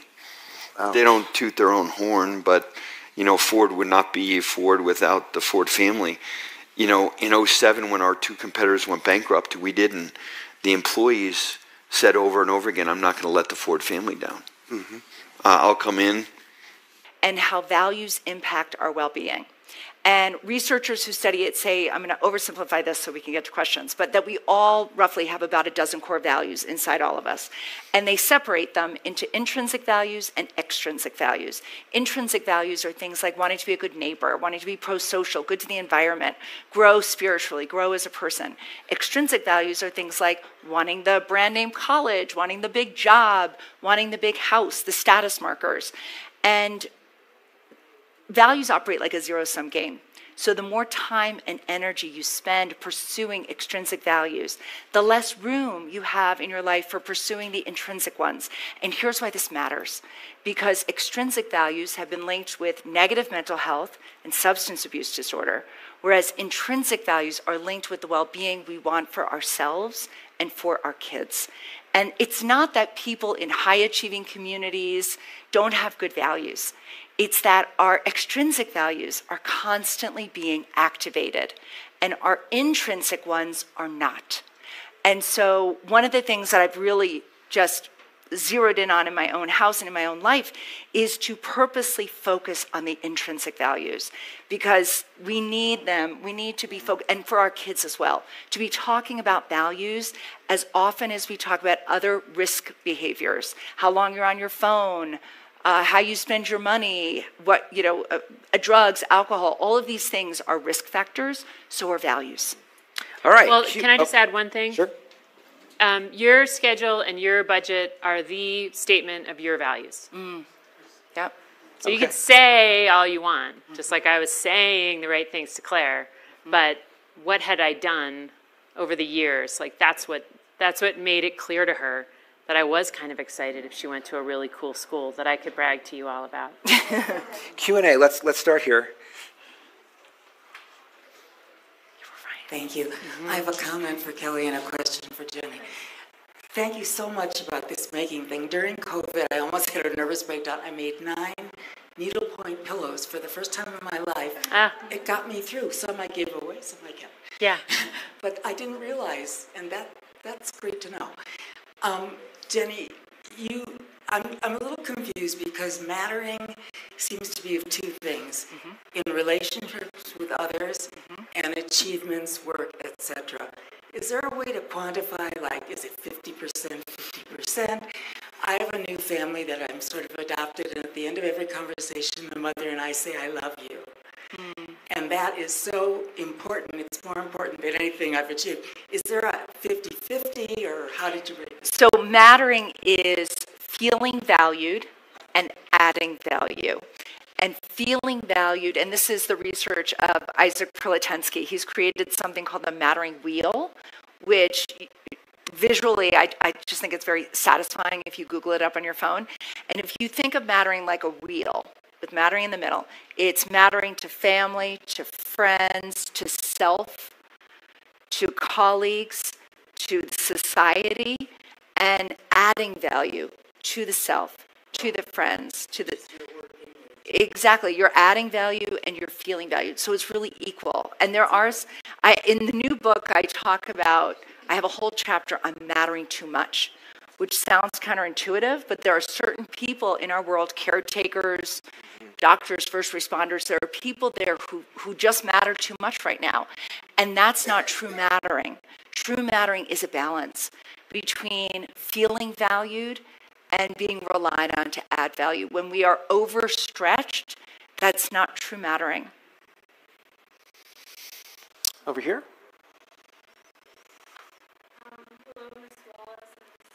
Okay, hold the mic a little closer. Thank you so much for all your insights. It's really inspirational to hear as a young person, you know, who will hopefully be contributing to the future. My name is Parsmi, and I'm one of the Bezos Scholars. I'm from Southern California. I had 2 questions, one for Ms. Wallace and one for Ms. Corrigan. Ms. Wallace, so in the introduction, you talked talked a lot about kind of like the impact that parental figures have on young people in the house. And as a young person currently who is living with my parents, I completely understand that, and I really do see the impact that it has.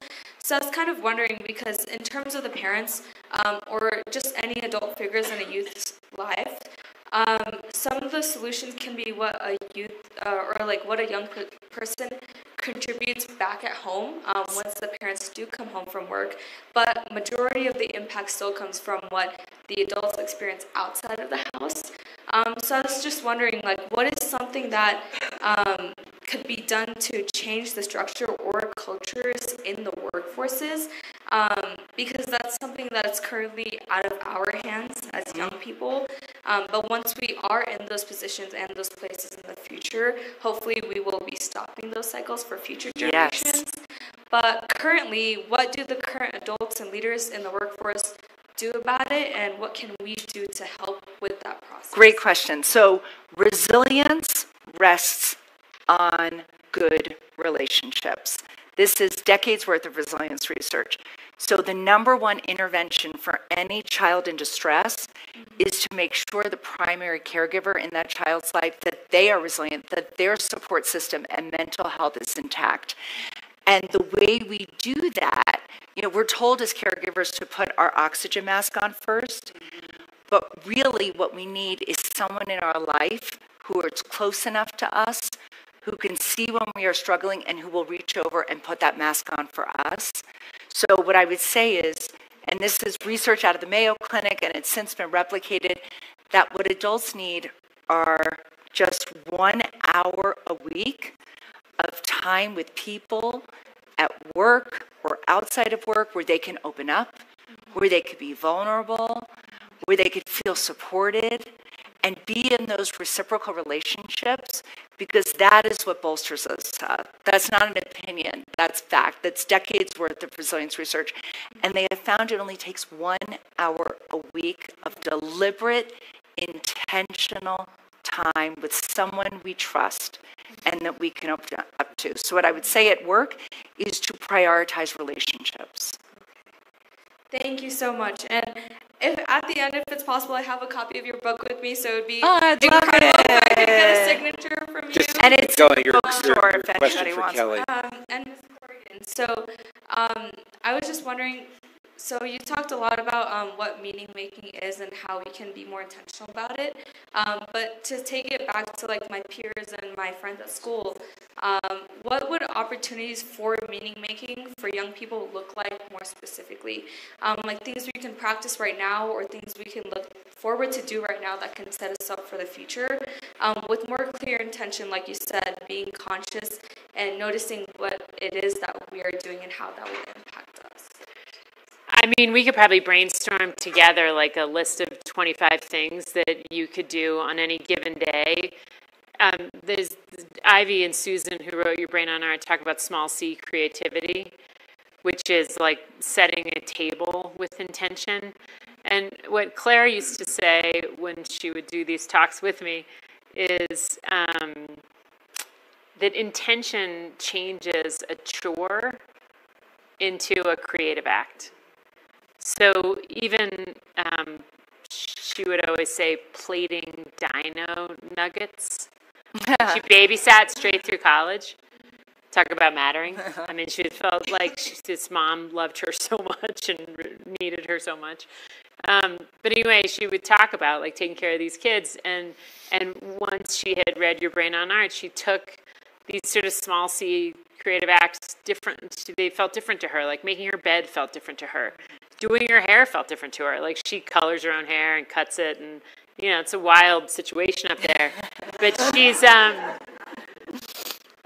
but so I think that there's all those small C creative acts that are sort of can be done solo, and then I think like making up games of all types is incredibly restorative for groups, and I think adults do it all the time. I mean, we've done it. I mean, we made up bridge and mahjong and pitch, which is my favorite game, and euchre.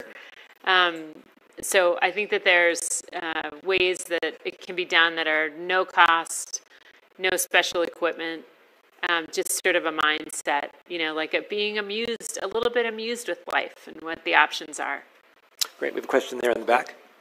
Jenny, thank you for an awakening today. I'm in education, and what you said about we usually count on parents to be the ones who can have a child understand that they're valued and that they add value. But given what you said about the uncertainty and the trauma in the workplace and the absence of value and being valued that parents carry in that part of their lives, it seems to me that there is now a demand for schools in partnership with parents about what matters most to them to ensure very clearly the parents' role, recognition of parents being valued and adding value as partners in their child's education.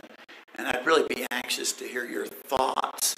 50% of the time is spent at work. 90% of parents' purpose is for their child to have a better life.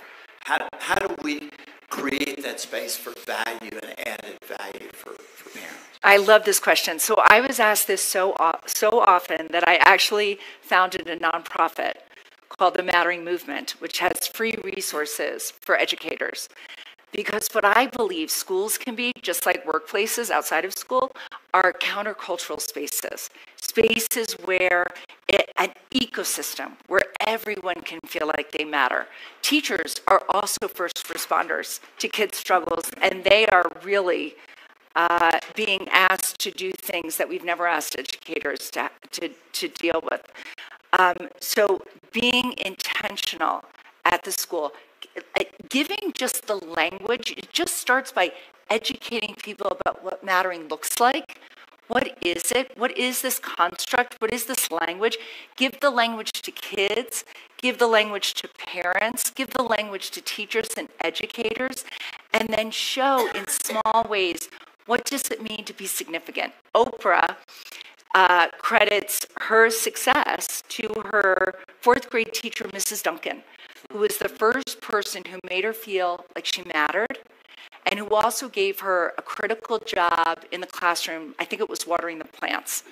So we can reaffirm each other's mattering in these schools. I mean, schools have really, parents are now looking increasingly for schools and school leaders for pastoral type care.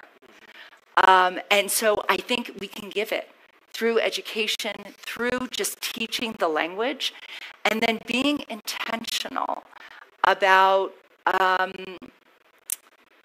just being intentional with parents about the partnership.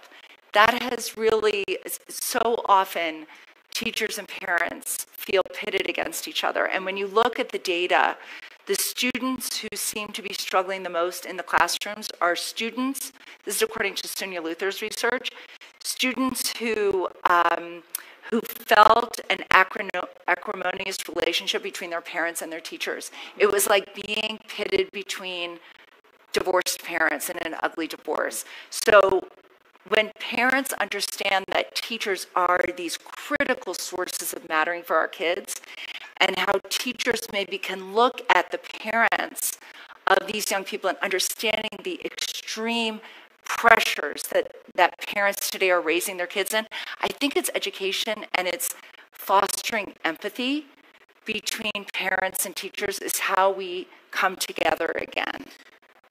We have time for... Mattering Movement. We have time for one last question for Kelly, please. Back there. What's really more of a comment, but so we've been spending a lot of time in the Nordic countries, and they would never describe themselves as the happiest. It's contentment.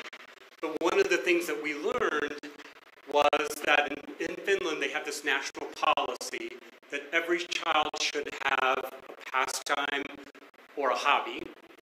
And they've actually encouraged that, and then we brought that back at the Gambrell Foundation in Charlotte. And one of the things, we just came out with a report on the power of hobbies to give you a sense of purpose, to give you a sense of community, because you're more likely to join a group. But the struggle that we had, to your point earlier, maybe this is the question, is people dismissed it as a hobby is a frivolous word, is a privilege, is something that they even said, like, they're not even going to know what you mean. I guarantee you if I talk to the Bezos scholars in front of us, they would know what you meant when you talked about a hobby, and they would want you to encourage that. And it's this middle level of community leaders who often dismiss, because they're the ones who are deciding what their kids should and shouldn't have. But I'm 100% behind you, and I encourage you. Gambrell Foundation, we just wrote a report about the power of hobbies, and I hope people use it more. So yeah. Every kid should have a plant. Every kid should have a plant. A plant. Take care of a plant. Take care of a living thing. Better if you could have a dog. But not everybody can deal with that. But every kid should have a plant. You matter to the plant. You're important to the plant. You keep the plant alive. Yeah. Teaches you how to care about something. Thank you all for coming.